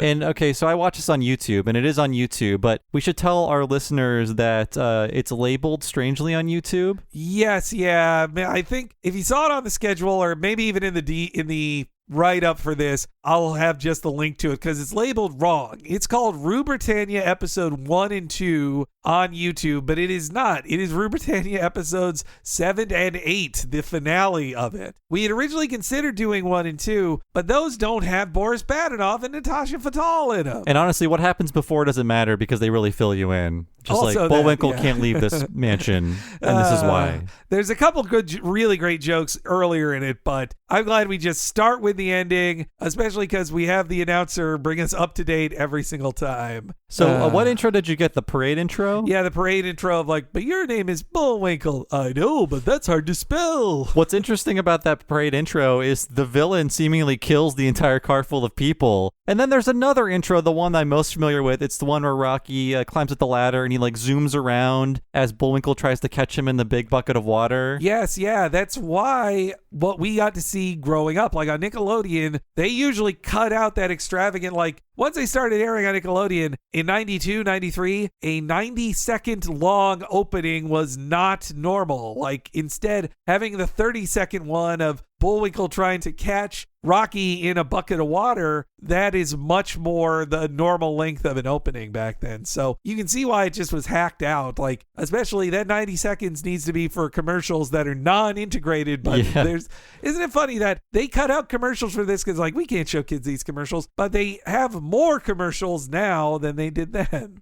But yeah, it's also this new opening was where they debuted the season 2 and onward version of Rocky where he has cooler goggles, like the flatter goggle look of season 1 Rocky, kind of boring. Yeah, I don't like that. He's way cuter with the classic look of him. But I also never think of Rocky as a boy just because of June Foray. Sure. I can't write he. I try to write he and it's like, no, but I struggle. It's just like, no, Rocky's a little girl, right? No, it's not true. The only reason you think of him like that is because of that, because otherwise you'd be like, well, no, it's a cartoon for boys. It's a boy who's the main character. Why a girl main character in your cereal commercial? I guess Rocky would be in a dress. Exactly, yeah. If so. And with pretty long lashes, like, yeah. But yeah, that's something that's special. In the YouTube version is pretty much exactly what's on the DVD, except the DVD doesn't crop it like this is the square version. That's why the thing of them like driving into the tunnel of saying, we're going to have a great thing today. That's where a cereal commercial came in. That's why they cut it out too. Like these are just them introing into a commercial. I'm glad they're on the DVD. I want to see every piece of the stuff that even it doesn't make sense because later in it when Bullwinkle's like, well, this is what it's supposed to look like, and it zooms in on a film reel, that's supposed to then start a commercial. Oh, really? Okay. Yeah, I'm glad the YouTube and DVD version retains all this stuff because I never saw it on the Nickelodeon reruns. For completeness' sake, it should be there, and I wish they'd probably have to renegotiate stuff with General Mills to, even if they even still have their masters of the Cheerio and whatever commercials, they'd probably have to get permission from General Mills or something. Some commercials are on the DVDs, but not too many. But yeah, so I think part of the scam of the show was like, well, the first opening of the parade, that's the opening to the overall show of Rocky and his friends. But then for the specific Rocky feature, that needs a 30-second intro that will also be played when the second Rocky feature starts at the end of the episode. Otherwise, what do you know? Like, how do you know what you're watching? Yeah. Well, just because the announcer tells you? Like, God, I did feel more like it's a ripoff now when I think like this is 4 minutes of repeated stuff every time. I did laugh because you get one intro, then you get another intro, then you get a recap. But I did notice some of the recaps have new animation and jokes, but it made me think of watching 90s anime because I just finished watching Slayers Next with my wife Nina, and a thing they would do in 90s anime and earlier that they can't get away with now is not only will we give you a preview at the end of the episode, at the beginning of the episode we'll spend about a minute possibly telling you what happened before. Yeah. Ranma was doing that when I just rewatched Ranma. I was like, oh yeah, that's what it did too. Yeah. I maybe there are a few shows that do that now. That used to be the standard practice, but now that really doesn't happen. I remember a reason I dropped off of My Hero Academia was that it was starting to do that a bit too much. The first minute or two was a lot of like last time on the show. But yeah, this one, Britannia, one of my all-time favorites. I think maybe my all-time favorite is Goof Gas, but when I listed Goof Gas and Britannia, our premium patron Phil preferred Britannia. It is the first arc in the series not written by Bill Scott, though he was still head writer and doing punch-up on it. This was handled by the previously mentioned Chris Hayward and a man named Lloyd Turner. They were the writing duo on this. Hayward in particular, really good at intrigue and silliness and terrible puns like Earl of Crankcase, which is oil of crankcase, meaning crankcase oil. Doing this, it made me realize we don't know enough about this era of history to properly do. There were multiple times I was like, is this okay, there's a running gag on the show in one of them about the Kerwood Derby, which is them mocking Durwood Kirby. Okay. Which completely lost to me as a kid. I was just thinking like somebody who isn't us needs to do a Talking Simpsons for Rocky and Bullwinkle, because on Talking Simpsons we go like, well, look, if you weren't alive in 1990, this is what this is referencing. You need that for Rocky and Bullwinkle. And then Dudley Do-Right, the things it references are even older, like Lorna Doone. Yes, Lorna Doone. Yeah, so Earl of Crankcase and a lot of other terrible puns here. Curry, Lamb, and Rice is the name of the law office that they use. It's also, I like, it starts with British intrigue, and the first episode doesn't have Boris and Natasha. It almost feels like, to me, Hayward and Lloyd wrote a thing where it's like, no, they're going to be bothered by these like 3 British guys. And then after the first episode, Bill Scott says, where the hell is Boris and Natasha? Get them in here. It's what the kids want. It had another great joke where Boris and Natasha show up in disguised as British officers and cops, and he says, I'm a Bobby. And then Rocky goes, who's she? She's a Billy. That's what great, silly jokes. You know, a lot of little boys were turned on by Natasha. Oh, yes. Yeah. That slinky, strapless dress she's got on. Her smoky voice. Smoky voice. The bleached white skin. But yes, I don't need to tell you what happened previously in the episode because the announcer does it for us. Let us return to dear old Abominable Manor, where last time Boris Badenov made a startling discovery. You mean I don't got to kill Moose? Of course not. We'll still get the £1 million note if we can take a picture of him outside the house. Yes, according to the will, he must not leave Abominable Manor for 1 week. The week was almost up, but so was Bullwinkle's dander. I tell you, Rock, if I don't get some air, I'll go stale. Better not, Bullwinkle. With that, Rocky left to take a nap. That's when Boris came in. Boy, oh boy, he's last quarter with only 2 seconds left to play, and we behind 6 points. Never fear, Canute. I shall score us a touchdown. Good, Moose. Here, take Pigskin and go over goal line. But the goal line Boris referred to was outside Abominable Manor, where Natasha waited with a camera. I take picture of moose suitable for framing, and job is done. Bullwinkle set sail for the open door, and it looked like the end, but only of our last episode, for the commotion downstairs had arrested the attention of our staunch hero. Stop, Bullwinkle, you're heading for the door. But God, there is not a second of downtime between any line. You can really sense they're in the same room too. Everyone's waiting for their turn to jump in the second someone else is done. It's really hard to clip these down to a minute. Like you heard, go for the door, blah, and then he left to take a nap. I laughed so hard at that. Like, what a great in both scenes in this one, Rocky has to fall asleep for a plot thing to happen like that. But in this one, it's like, you can't leave, Bullwinkle. I gotta go to bed. See you later. Him calling him Newt is a reference to Newt Rockney, of course. We talked about that on the Simpsons episode with Krusty was in Bart's Nightmare. Yes, that's right. Newt Rockney invented the forward pass. Yeah. Also, Boris Badenov, why, it's a parody of the 17th century Russian Tsar, Boris Godunov. Oh, I didn't even know that, I swear. Also, Boris and Natasha's look, more than a little inspired by the then only known as the husband and wife in the comic strips done by Charles Adams, which would then become Gomez and Morticia later. I can see that. Yeah, especially the size disparity between them two. This is a thing for short kings and tall queens. I'm a tall king in my relationship. Also, when I look at that blonde guy, Family Guy just ripped off that style. Like that's how they draw the guy with the giant overbite character. Okay, yeah. This the blonde British guy. And now watching this, seeing Bullwinkle complain, this now reads like breaking quarantine to me, honestly. It's like, I tell you, I got to get out of here, Rock. Of course, there's a great joke in part 1 where Bullwinkle is told he has to live in Abominable Manor, and he says, that'll be easy. I've been living in Abominable Manor all my life. But great puns all around. I also like that when Rocky saves the day for Bullwinkle, he doesn't even think that they were being tricky. He's like, we won, yay! Like, Rocky's kind of dumb too. It's interesting just how stupid everyone is and how stupid all the plots are, but they're very cleverly written stupidity, which is why I like it. It just, Bullwinkle is instantly tricked into thinking he's in a football game. Yeah, it's like, you count on me. I'm going to run this ball. Like, I wonder too if this was them practicing for this is when they discovered we should just do a football arc called the What's the Matter You arc. Yeah. And then later when Boris appears as a butler, they just are like, I guess this is fine. Yes. I'll drink your drugged soup. The book reminded me of a joke late in season 4 where, I believe it's season 4, where Boris is about to put on another costume and it like the narrator sets them up to meet a guy Boris is disguised as, but he isn't in his costume. And Natasha asks like, Boris, you are the narrator. Like, you're supposed to be in costume. He's like, I don't know. I can't do it because I've been in this costume so many times and they never recognize me. The law of averages has to say they're going to recognize me. And then she convinces him to do it. He walks in and they're like, hey, don't you look familiar? Anyway, Mr. Doctor.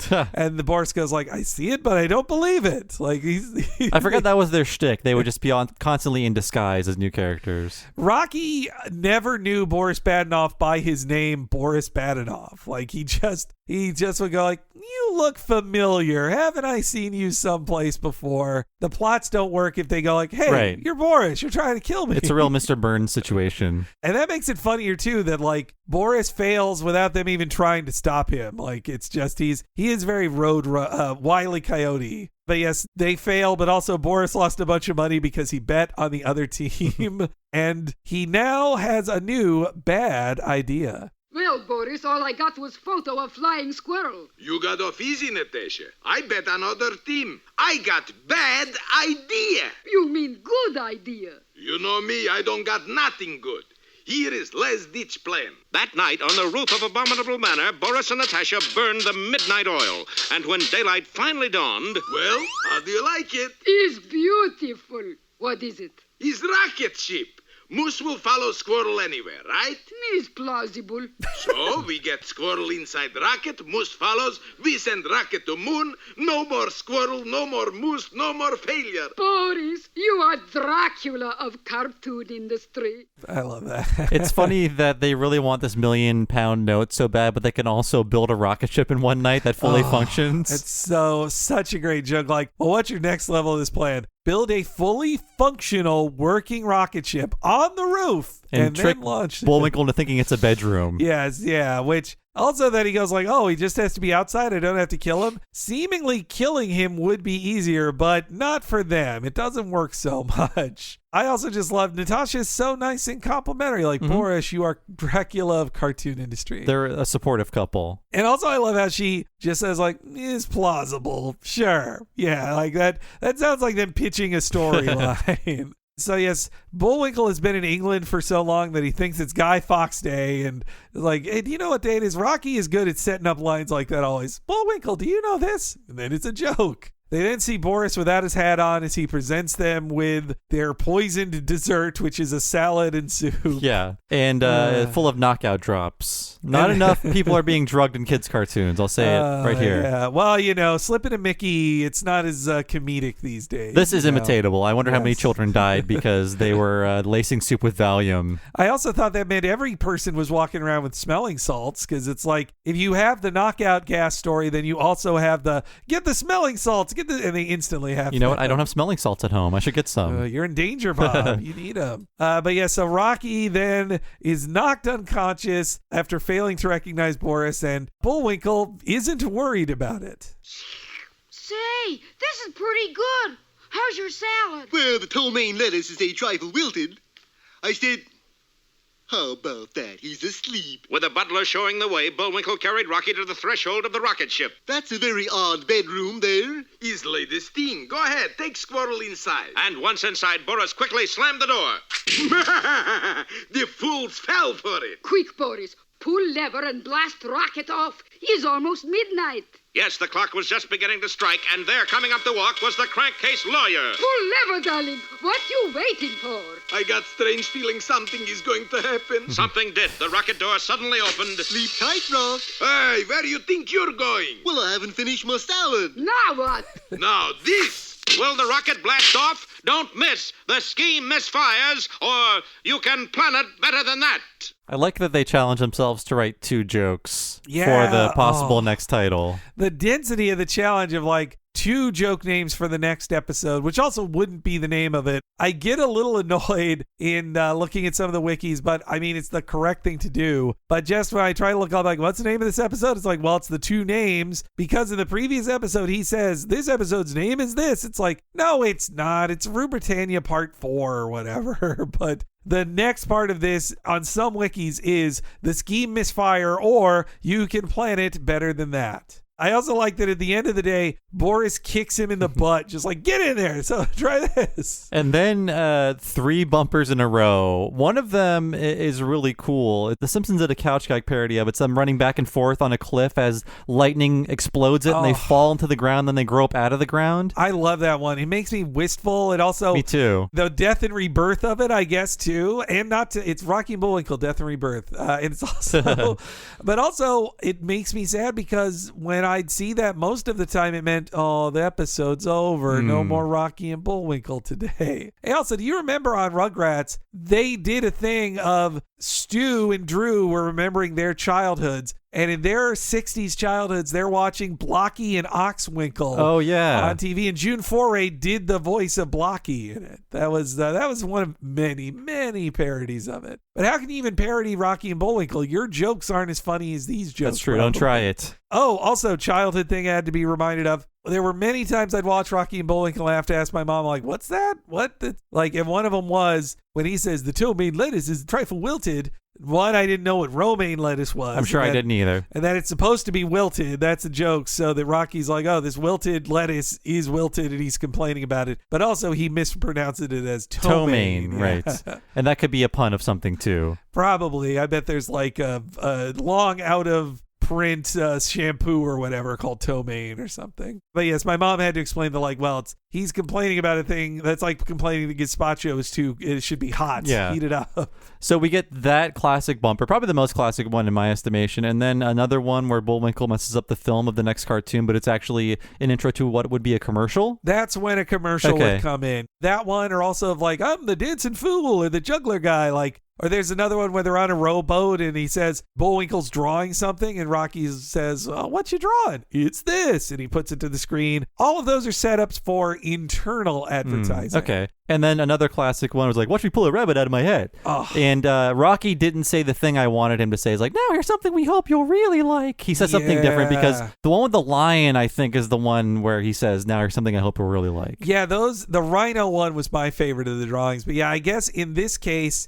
we didn't get to hear it because Rocky was the guy pulled out of it. So he wasn't set up to say his normal, like, stand and put his arms out kind of thing. That's why they're on a stage in Ren and Stimpy when they address people, because Rocky and Bullwinkle did that. I always like the nothing up my sleeve. Like, those always tickled me pink as a kid. And you always wondered, like, have I seen them all? Have I seen it? Like, they'd mix it up. Same with Fractured Fairy Tales and Peabody and Sherman and all the, not Dudley Do-Right, but most of them had multiple openings. So it felt special. Like, oh, this is this opening. How nice. So yes, then we get into the Fractured Fairy Tales, which I talked a lot about its connection to the Stan Freberg thing. Also, very limited color palette and character designs, and mostly done in Los Angeles.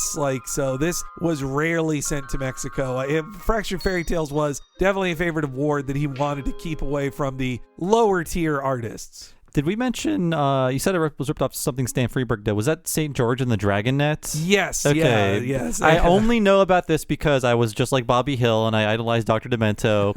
And that was on the Dr. Demento 20th anniversary collection of a bunch of songs. So it was a parody of Dragnet. I think at that point, just the radio show. Yes, yeah. And it was about the classic story, St. George and the Dragon. That is so a Fractured Fairy Tale style thing. Like, also, most Fractured Fairy Tales, a character will talk with a voice that's like, I sound like a famous guy. I'm Phil Silvers.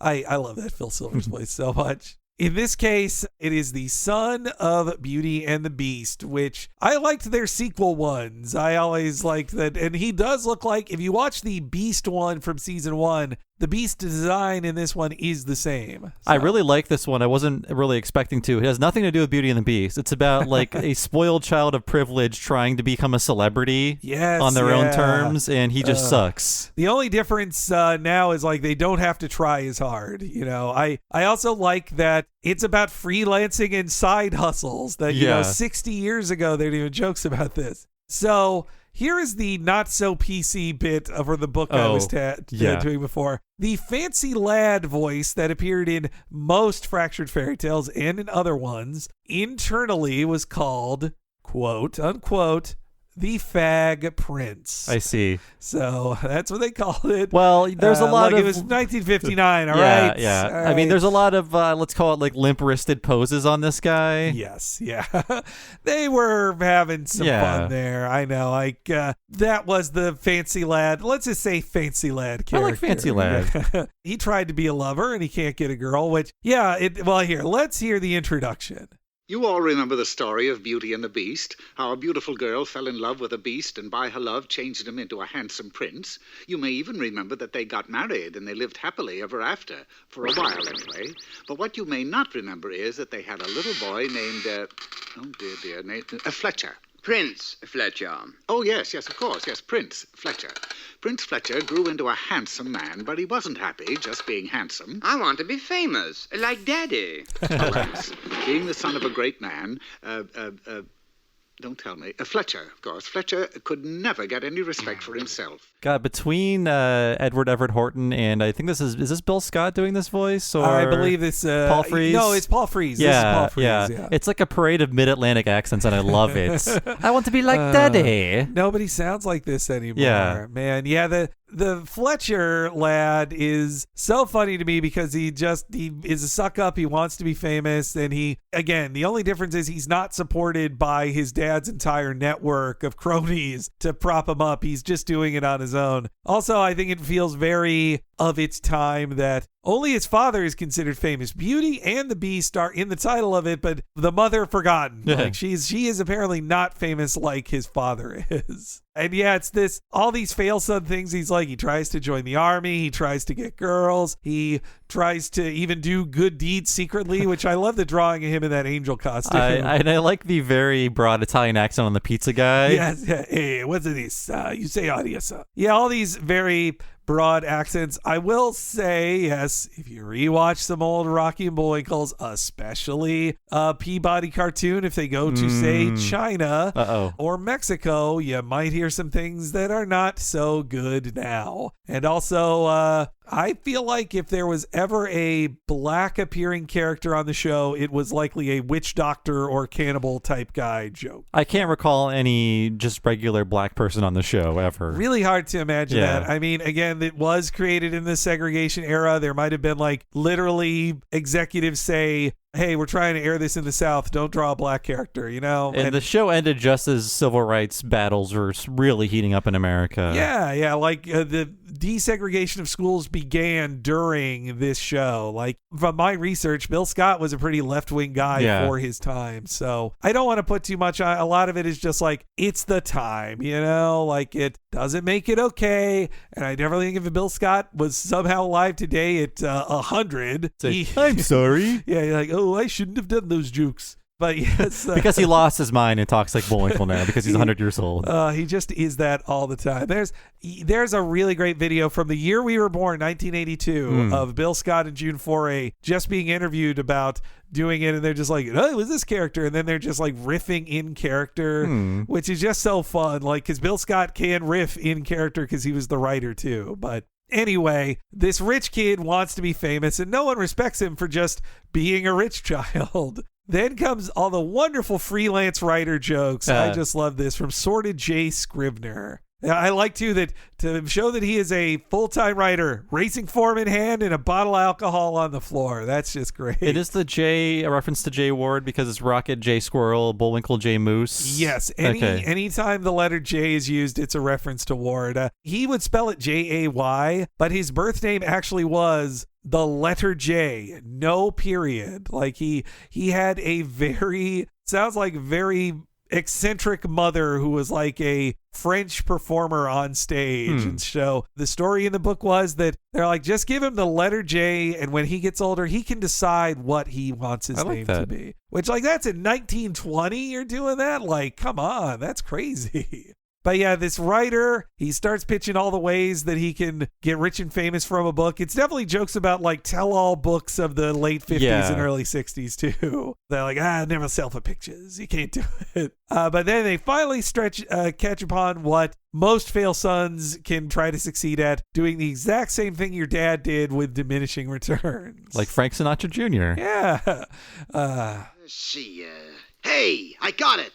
Now, look, Fletcher. Prince Fletcher. Yeah, well, Fletch, how about you being a beast that turns into a handsome prince? We'll call the book, we'll call it The Beast in Me, or Like Father, Like Son.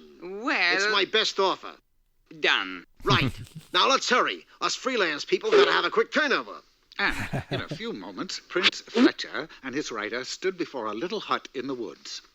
Winona Witch, magic spells, and peanut butter cookies. That's right, dearie. I put in a sideline. Well, Winona, we're here to do business. Good. How many boxes? Boxes? We need a magic spell. Oh. We want you should turn this, Prince Fletcher. Yeah, Fletcher, into a beast. Didn't I know your father? Get on with it. Very well. Beast.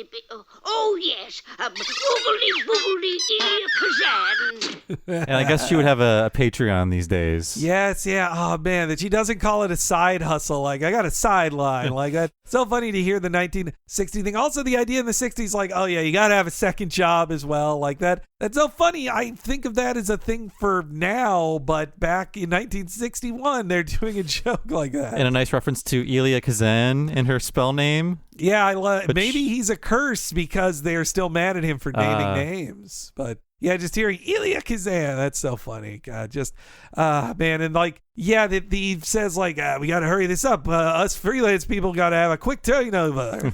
I love that. Like, just shove this thing out. I'll write a new thing tomorrow and drink myself with the prophet. Get drunk with the prophet. The story about Prince Fletcher is just a bunch of excerpts from the Oliver North trial.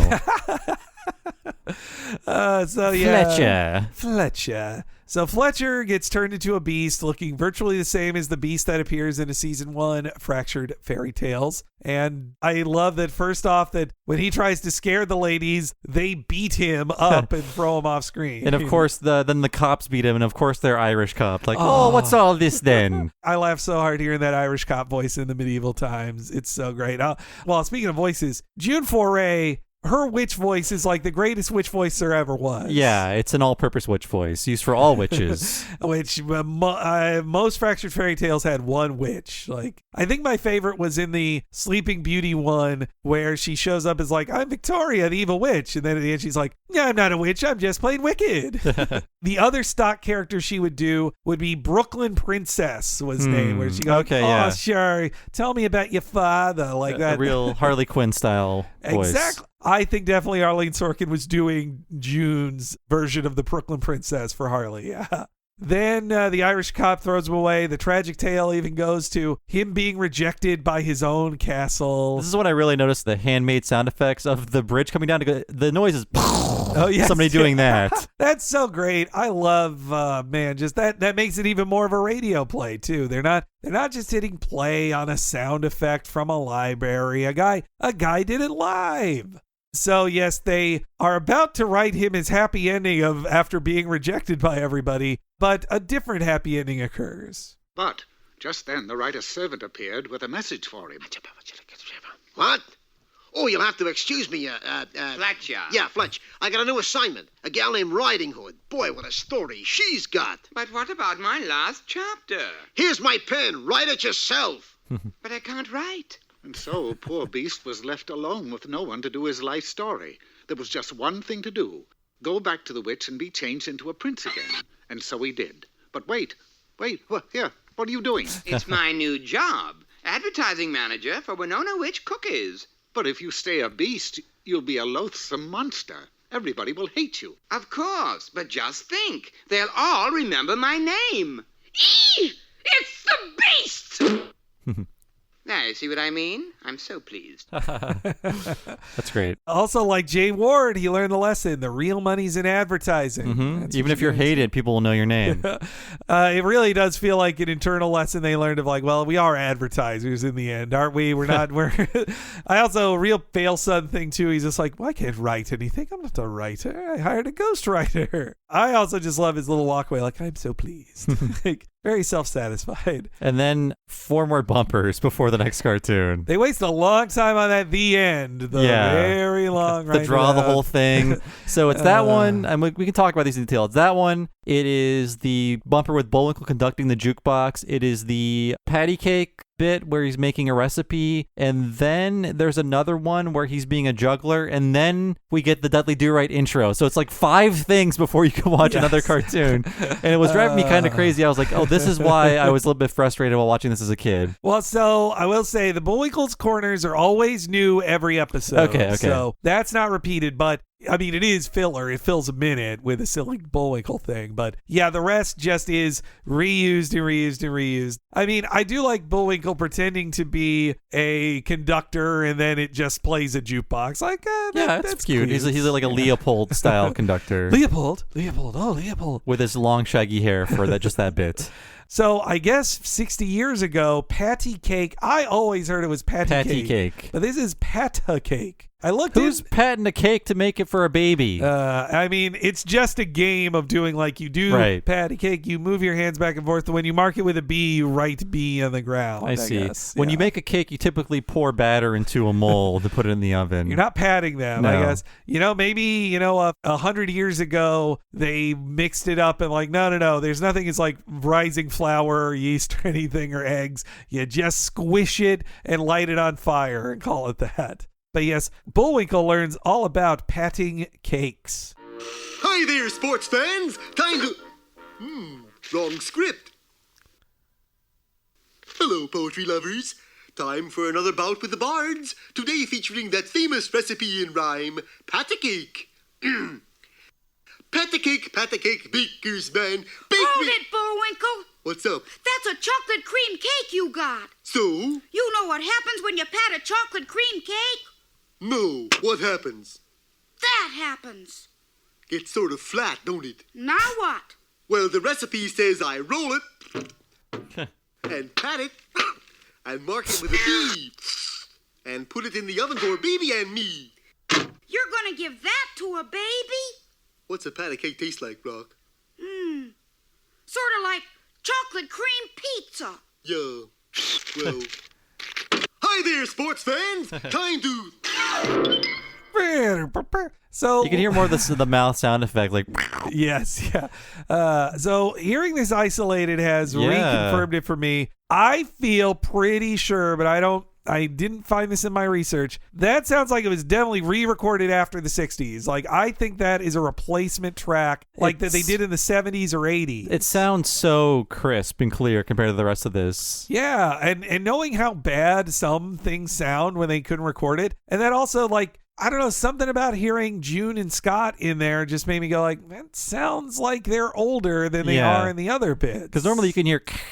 behind the dialogue in the other ones. That was too clean. And when their dialogue stopped, it's like, oh, that's too silent. It's at the very least they got their masters and cleaned it back up if they didn't fully re-record them. But more knowledgeable Rocky and Bullwinkle history experts out there, correct me if I'm wrong on that. But I do like Bullwinkle's typically always shouting things and proclaiming things, but I do like his understood, like, what's it taste like, Rock? What's that? Yeah, I do. He's like, yeah.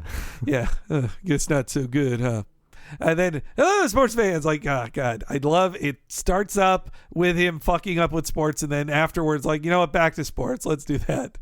And yeah, then comes the Jolly Juggler, which, not as good as the hat trick. I guess it's animated funnier. And then, yes, the opening for Dudley Do-Right, I think it's maybe the best opening in the entire series. Just the animation is so limited, but the sight of him backwards on a horse is always funny. And more than anything in this episode, I like how stupid it is. Everything is stupid. Every character is moronic. The entire plot of this is just stupid as hell. Yeah, and the presentation is so specific, like the zoom-ins and irises, the presentation of actors, the silent film style. This was a point Keith Scott made in his book, and I think I agree with it. He said, every now and then you get, that's an Aesop that's not as funny. That's a Peabody that's not as funny. A Rocky that's not as funny. Never did a Do-Right let you down. They were always good. They knew what they were from the start. And yeah, just the perfection of Dudley Do-Right in the opening. You don't see Fenwick, but other than that, it's the 4 major characters: Snidely Whiplash, Dudley Do-Right, Nell, Fenwick, and the horse that Nell is in love with. Oh, right. I forgot about that element. I love when she's out of it, she's not looking at Dudley, she is petting the horse's face. So, I mean, for June to play That's so fun. I think she has such a fun role in that because she is playing her normal, like, oh, I'm just a girl, but she gets the weirdness of loving a horse and just being weird in ways. And yeah, Bill Scott is Dudley as well. I asked my mom this week, couldn't figure it out when I was a kid. Who's dumber, Dudley Do-Right or Bullwinkle? I think Dudley might be stupider. I think he is stupider because in the show, people get frustrated with him. Yes, and yeah. I don't think people, I mean, Rocky kind of gets frustrated with Bullwinkle, but I think everybody is just sick of this guy. And Bullwinkle is trying to make funny lines, but if somebody says, oh, that's pretty clever, Dudley, he's like, what'd I say? Huh? And yes, but Canadian superstar Dudley Do-Right. Hayward and Turner, the writers of the Rue Britannia thing, they were apparently the principal writers of just about every Dudley Do-Right, and the director on most of them was UPA vet Peter Burness. And so we head to Canada. Crime wave, a hairstyle worn by Canadian criminals in the early 1900s. And here is where that hairstyle was first introduced, behind the stark gray walls of Leavenworth Prison. Well, Warden, we found another one. You're kidding. Take a look out that window. There in the center of the main yard sat a submarine. That makes the 4th this month. You gotta put a stop to it, Warden. You gotta catch the cons or... Why? Burn it like we did the others. But although the guards drenched the sub with kerosene, it would not ignite. Strike a match and see if that'll do it. This, too, proved futile. And no wonder this particular sub was constructed of asbestos. They've given up, boss. They're gonna let it sit there. Good. Now all we have to do is wait for the monsoon season. The yard will fill up with water. We'll climb inside the sub and float out over the water. The man who just said that is Snidely Whiplash. They claim the only man to ever escape this foul edifice broke out in a rash. Well, Whiplash will show them. Quick, Rollo, to the workbench. We must construct a torpedo. So if you look at the actual plot of this from front to back, once you know what's going on, it doesn't make any sense because the spoilers, the plot of this is that this is not Leavenworth Prison. Yeah, a reference to Leavenworth Prison. It's actually a submarine yard, and that's why there's that's why submarines keep showing up there. And that the warden is not a warden. He thinks he is, but he actually is imprisoning people wrongly, and he keeps burning down subs, which, oh my God, the joke, it's just flying so fast. But when he's like, first they put kerosene on it didn't work. Then they lit a match. It still didn't work. It's like they thought throwing kerosene onto it would make it explode into flames. Like, that's so goddamn funny. Of course, the prison is played by Grauman's Chinese, which was we knew it as Mann's Chinese Theater because of ownership changes. But I think we went over this in a Talking Futurama. Yes, yeah, it is now the TCL Chinese Theater, named after the Chinese television manufacturer. I feel like so many Dudleys started with Crime Wave. It's breaking out over Canada, but this time they trick you with like Crime Wave, a hairstyle that was popular. It's just a fact about the Crime Wave hairstyle. I love that. God damn. And then also the warden is reading crime comics, very fitting for the time. And there's once Iris is in on Snidely, by the way. People say Snively. It's weird, but Snidely, it shows that he's played by Willie Sutton, and that is a famous bank robber and prison escape artist from the time, a real life guy. That's fine. I only know that because I looked it up. Me too. And whoever they say Dudley is played by, he was a Canadian actor. Yes, yeah, I had that one too. It's Ned Sparks. Well, Ned Sparks Jr., so he's the son of that Canadian actor Ned Sparks. But the real person who's playing Snidely Whiplash is Hans Conried. Oh, what a great voice. I mean, in the book, they single him out like William Conrad in that he has one voice. Like, if he does other voices, you just go like, oh, that's Hans Conried. Did he invent this voice? Oh, no, that's Bill Scott. Oh, okay, sorry. Whiplash, okay, Conried, sorry. Yeah. But I mean, I think Bill Scott invented that voice. He did. And yes. probably the Bullwinkle voice. I don't know any character that sounded like that before or since. But Whiplash, Hans Conried, probably to animation fans, he is most famous, if not for Whiplash, than as Captain Hook in Disney's Peter Pan. Oh, perfect. Yes. Now I can make the connection. Just a perfect voice. Like, that's like an evil voice.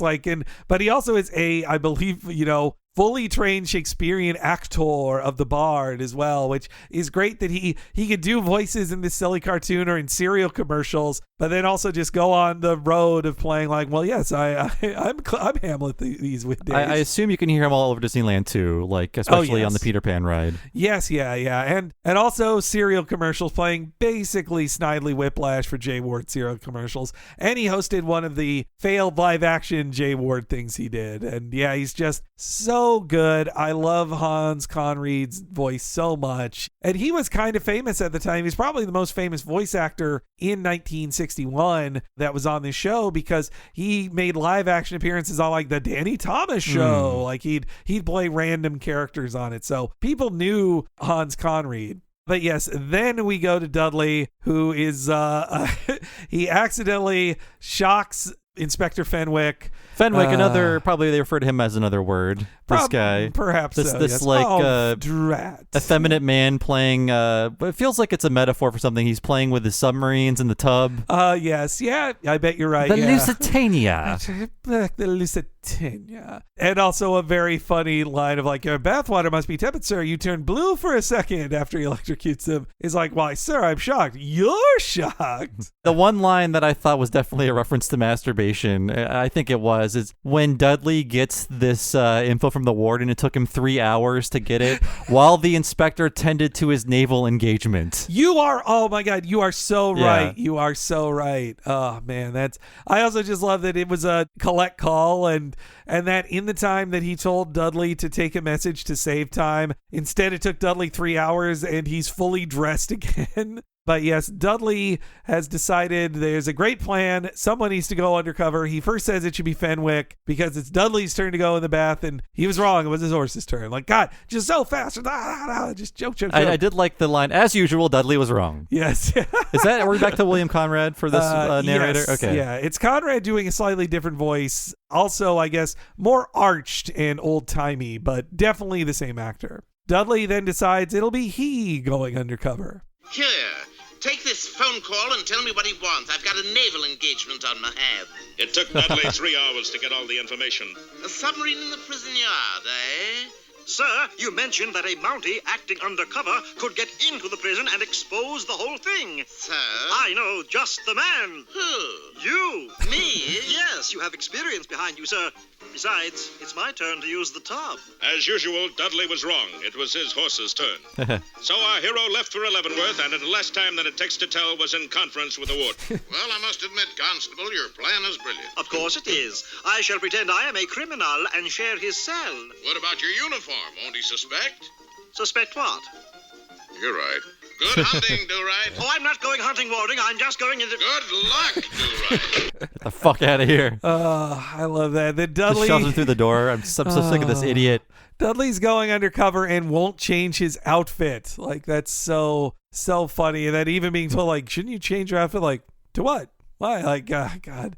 Also, his entrance into being undercover, his cigarette in his mouth. So Dudley is dressed the same, but trying to act like a cool criminal guy. I think he says, hello, fellow cons. Yes, that should be the new meme instead of the Steve Buscemi, hello, fellow kids. I like that, yeah. And it has to be Dudley in prison with the thing in his mouth. Unfortunately, we don't get the full Snidely Whiplash effect because he is in prison stripes the entire episode instead of his classic outfit. Also, his sidekick in this one is Rollo, and I looked it up. More often, his sidekick's name was Homer, not Rollo. Oh, interesting. Homer. Yeah. Huh. And also, much like, say, Ranger Smith, his character design for Rollo would change every episode. But Snidely instantly knows for him, it's him. He also has a terrible pun. If there's one thing Bill Scott and his writers loved, it was setting up a terrible pun and lounging in and being like, ugh, like he says, oh, I was a pickpocket. I was one of the best. Like, you might say I'm up for grabs. And they just go like, ugh. I appreciated that one. That was a good one.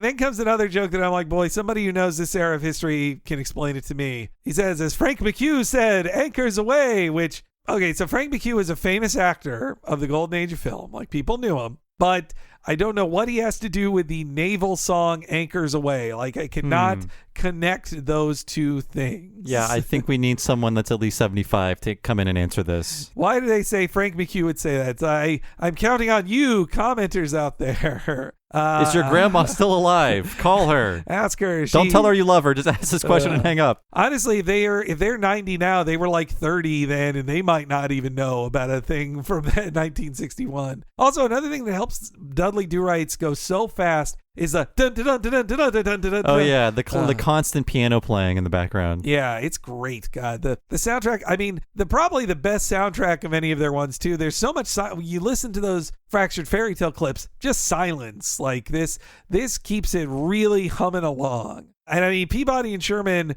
those were the tops when it came to puns. They were mainly writing a pun first and working backwards of like, okay, do we have a terrible pun about, golf courses or whatever? And I'll tell you, one of the puns my mom had to explain to me was the Ruby Yacht of Omar Khayyam, which Jesus. Bullwinkle discovers a ruby yacht and they see that it is owned by Omar Khayyam, and they all are like, no actor in the scene wants to say it. Like, Bullwinkle's like, I don't want to say it. And Rocky's like, fine, I'll say it. And it's the Ruby Yacht of Omar Khayyam. And they just like jump backwards in the scene because it's such a bad pun. But yes, Dudley instantly goes stir crazy and thinks he's Lorna Doone. I think it's before this in that, is this when Snidely uses him to break through the wall? Yes, he just smashes his head. What I like about how brutal this is, it reminded me of the movie Parasite, in that he knocks Dudley out and he's about to crush his head with a rock. Yes, yeah, you're right. Just like he picks up a rock and he's already on the ground. He's like, he's going to kill Dudley Do-Right in his cell. Now that I've opened up this, it's even then it's going to crush his head, but instead Dudley has lost his mind after 1 minute in jail. I mean, Lorna Doones at that point were cookies as well.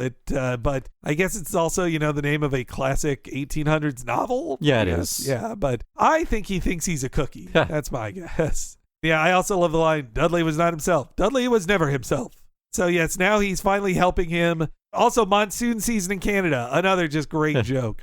And so as they make their way to the submarine, that's when Admiral Dewey Dare shows up, another terrible pun, who also looks a bit like Captain Crunch. A little bit, say. Yeah. And then comes the big old twist. Come ashore or we'll open fire. They seen us, boys. Another minute and we'd be over the wall. Lorna. Yes, Skipper. Fire a torpedo through the main gate. Dudley was not himself. Dudley was never himself, or else he would never have done what he did. He's putting the torpedo in backwards. No one's that dumb. The torpedo was fired into the submarine. That's when the highest-ranking officer in the Canadian Navy stepped into the yard. It's Admiral Dewey Dare. What's going on in here? We've just put down a prison break. Prison break? This is a submarine base, and you've just destroyed our biggest sub. I thought this was Leavenworth Prison. Leavenworth was condemned 30 years ago. The warden got 20 years for subversive activities. He, Whiplash, Rollo, and Dudley all shared the same cell. But they weren't alone. What are you doing here, Inspector? I got 10 years for sinking the Lusitania. What about my horse? He's on probation. Love that. Just such a run to the, he's on probation. Boom, damn. God. He got 10 years for sinking the toy boat in his bathtub. And yeah, what a great twist that the entire time they were actually in a fake prison and Snidely Whiplash was being held illegally by the fake warden. But he still got time for blowing up a submarine. I also love him telling him, Lorna, do that. Yes, sir. He's so happy to help. I never rode it, and now I feel like it'll get shut down any day now. The Dudley Do-Right ride at Universal Orlando. Oh, okay, I've never been to that Universal. The ride is a log flume ride. It's basically like Splash Mountain, except you're going through, it makes total sense. A log ride, and you go through, the buzzsaw that's about to cut the big log in half. Every time I've been there, and the 3 times I've been there when it's open, each time I'm like, I don't want to get that wet. You just get so very wet. You got to decide, the weather. Is this the last thing I do today? Is it the first thing I do today? Am I going to take a break after this and get dried out? What's going to happen now? And that's not even the wettest ride at Universal. Right across from it is the Popeye water raft ride, and you get drenched in that. It sounds like I've never been to Universal Florida, but it sounds like it actually has real rides on the California park, which is absolutely. Just you watch a movie and they spray funny smelling water at you. That absolutely is it. For the first decade of Universal Orlando, it was just a lot of copies of the Hollywood rides. And then in 1999, when I was 17, they opened up Islands of Adventure, which is basically a thing that encircles Universal Orlando. And that had more regular rides, or not just ride the movies things. When this pandemic is over, or at least has slowed down a lot, I want to take a lot of trips. And I think I might finally go to Florida to see the entire Magic Kingdom. You'd have to give yourself a whole week to do it's gonna be a week. Universal and all 4 Disney parks. Yeah. So you have never once in your life been in the state of Florida? Never. Oh, man, that's so funny. I think I have flown over Ohio, but I don't think I've even driven through it. There's not even a reason to fly over Ohio. You know what? I bet I have if I've flown from San Francisco to New York. I bet Boston, I have done yeah. that. And maybe I had a layover like St. Louis, but not Cincinnati. St. Louis is more of a hub. But anyway, enough about those flights. So okay, it's now the final one. We get the rock climber intro instead as filler. Not as familiar to me. I do. I like Bullwinkle in his jaunty climber outfit. I do like that. But we now get another recap as well. Not just another intro, but another recap. But there's new jokes and dialogue. Oh, so many jokes. This also the line of him in the flashback. Bullwinkle says he's tummy tuckered out, like a reference to a blues singer of the day. Oh, really? Okay. Yeah. Sorry, I was yawning while I was talking. I was not doing a Bullwinkle voice. Oh, really? That's the secret to it. I also like that as he introduces it, the narrator says, our story in England is quickly reaching a dismal climax. But yes, Boris and Natasha fail once more. Listen, strike is clocking 12. Lawyer is due here any episode. And soon as I pull lever, Moose and Squirrel are on their way to moon. Pleasant dreams, Rock. Boris, Moose is getting out. No, he's getting in. And just as we closed, Boris prepared to launch our boys skyward. Here goes something. What gives with rocket? I don't know. It should blast off. But it couldn't, not with Bullwinkle leaning against the brake. Moose, would you please not lean against brake? Yes, you spoiling plan. I wasn't leaning against the brake. Oh, yes, you are. Oh, no, I'm not. He's right, Boris. What do you mean he's right? He's leaning against brake. Too darn much noise in here. With that, Bullwinkle picked up Rocky and exited the rocket. Naturally, with a brake release, the rocket took off. He was not. He was. The front door opened just as the clock struck 12. Those were the longest 12 chimes I ever heard.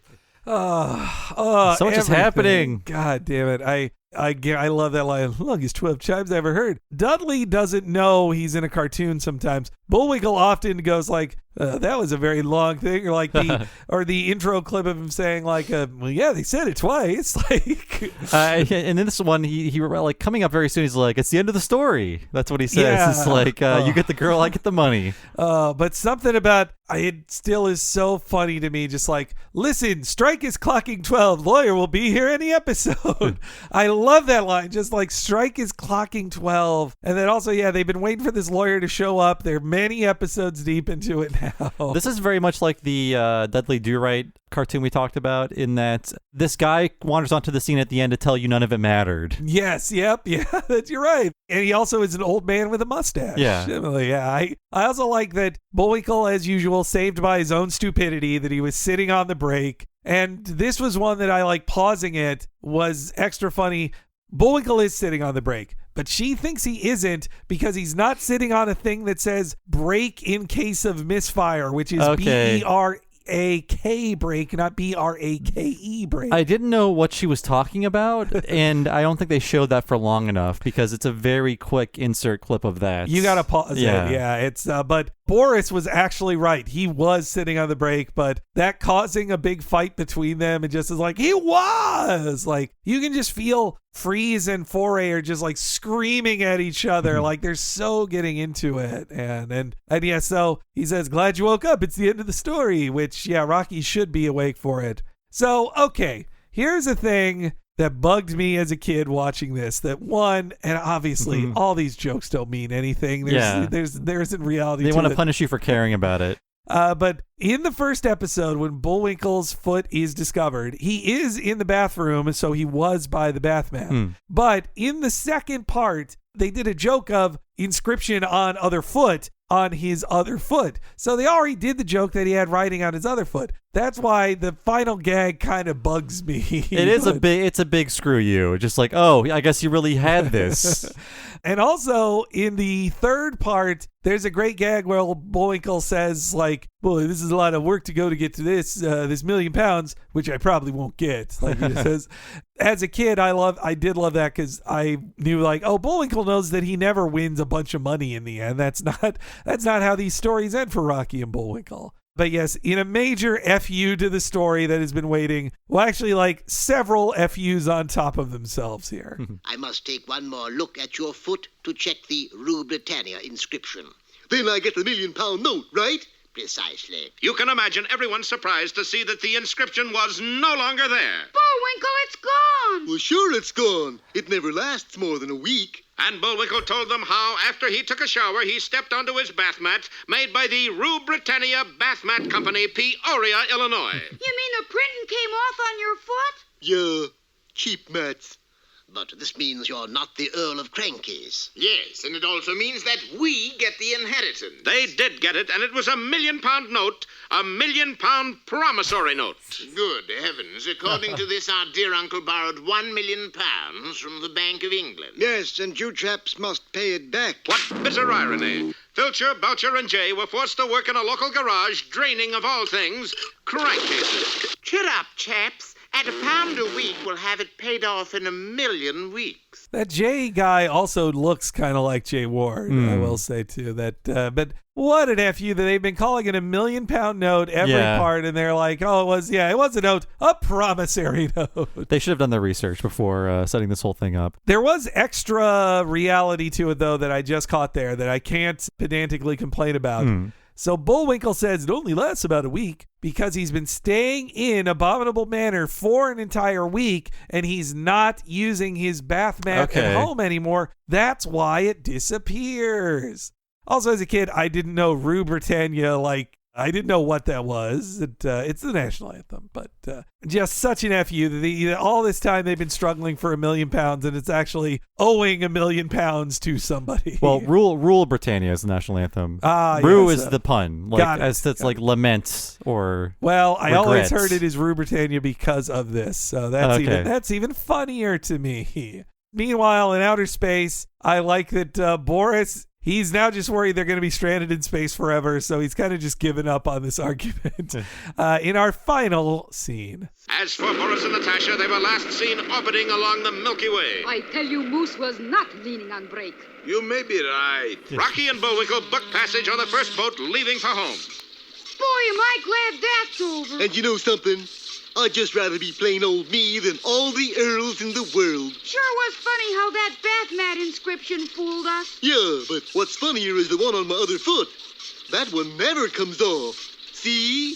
Oh, no! Be with us next time for further adventures of Rocky the Flying Squirrel. It's not just about him. Yeah, I know. When I'd see these reruns as a kid, I'm like, why are we just focusing it on Rocky? This is the Bullwinkle show.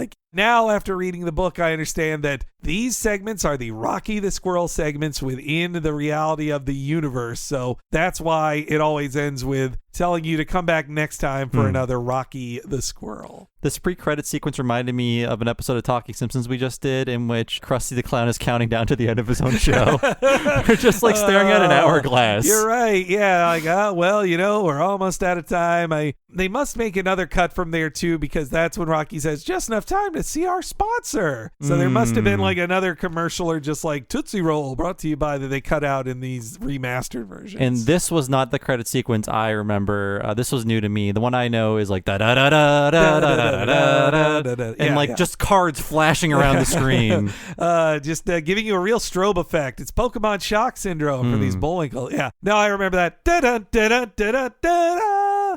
There's more vim and vigor to it than these ones. But that's when they did it for the primetime version of it. So maybe we got to go bigger for the adults. This one, meanwhile, it's just slowly reading down a long card and then all right, well, we'll see you tomorrow, kids. I mean, it did feel special as a kid to me, too, just having characters talk to me and be like, hey, we're on the show. See you later, kiddos. That was kind of seen as old-fashioned and also not what they really did as much in the 80s. It's true. Yeah. I mean, other than when G.I. Joe would tell you a lesson, then they would talk to your face. But otherwise. But yeah, that got a laugh a minute with this Rocky and Bullwinkle. Everything so damn funny. Every character looks great. Does the animation suck? Sure. Fine. Whatever. I don't care. It's the funniest.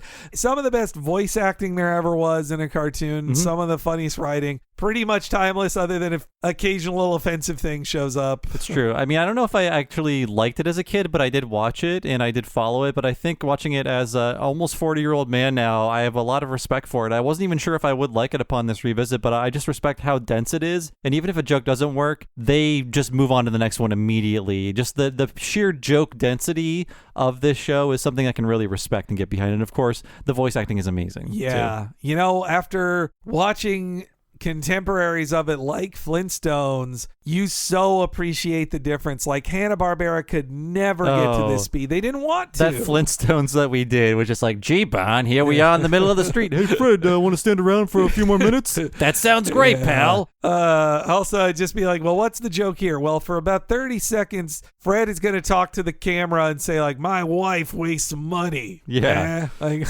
and lots of pauses for laughter. Rocky and Bullwinkle doesn't have half as much hate for wives as Fred Flintstone. Rocky and Bullwinkle are both bachelors. That's true. It must be the bachelor thing. Even in the fractured fairy tales that are like, this wife's a nag or whatever, they aren't as hateful towards women as Fred Flintstone is. That's true. Yeah.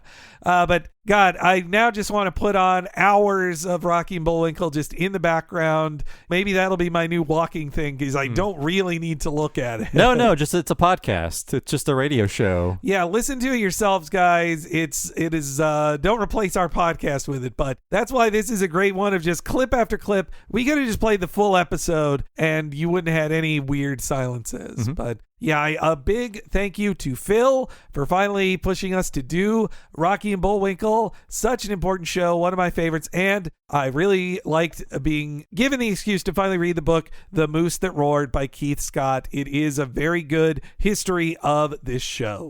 If you want to be cool like Phil and support our show, please go to patreon.com/TalkingSimpsons. Sign up there for $5 a month. You get all these episodes 1 week ahead of time and ad-free, and also access to everything behind the $5 paywall. That includes all of our miniseries we've done to date for the past 4 years, and the newest one that's rolling out right now is Talking of the Hill Season 2 Part 1. That's 11 new episodes of Talking of the Hill, our King of the Hill retrospective podcast. That's all happening behind the $5 paywall with over 100 bonus podcasts at patreon.com/TalkingSimpsons. If you enjoy our podcast, there's so many that you haven't heard that are behind the Patreon paywall. And of course, there is a $10 level as well at patreon.com/TalkingSimpsons. Sign up there, you get all the $5 stuff, of course, but also access to one mega long podcast once a month only for patrons of that level or higher. Hokey smoke, Bob. You're right. You're talking about the What a Cartoon movie podcast where me and Bob talk about animated feature films as super in-depth as we do of Rocky and Bullwinkle, often for over 4 hours long or up to 5 even in one case. What things have we covered? Well, we hinted at it here, but last month you got to hear me and Bob talk about Shrek and the 20th anniversary of Shrek. The month before that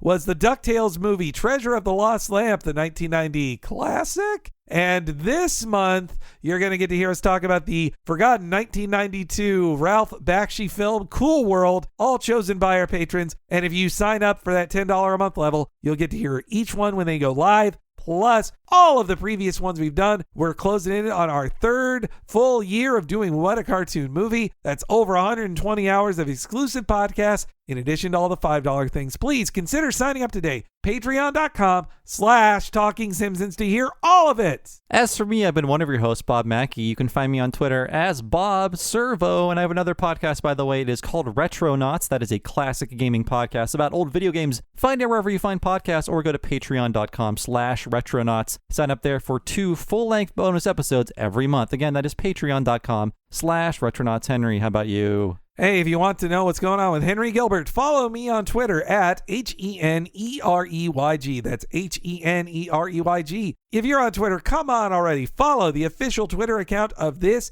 podcast network at Talk Simpsons Pod. Whenever new podcasts go live for Talking Simpsons or What a Cartoon or any of our exclusives on Patreon, or when we've got some news for you, you'll learn about it first if you follow at Talk Simpsons Pod on Twitter. So please, one last time, that's at Talk Simpsons Pod. Thanks so much for joining us, folks. We'll see you next time for the SpongeBob SquarePants episodes Chocolate with Nuts and Mermaid Man and Barnacle Boy 5, and we'll see you then. Well, it looks as if our time is just about run out. Just enough left to tell him who the sponsor was. You got the credits, Bullwinkle? All on this itty-bitty card. Oop.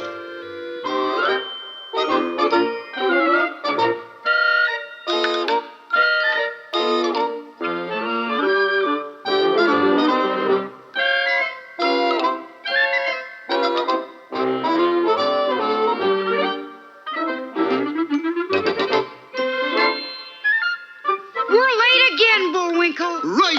Bye now. See you next time.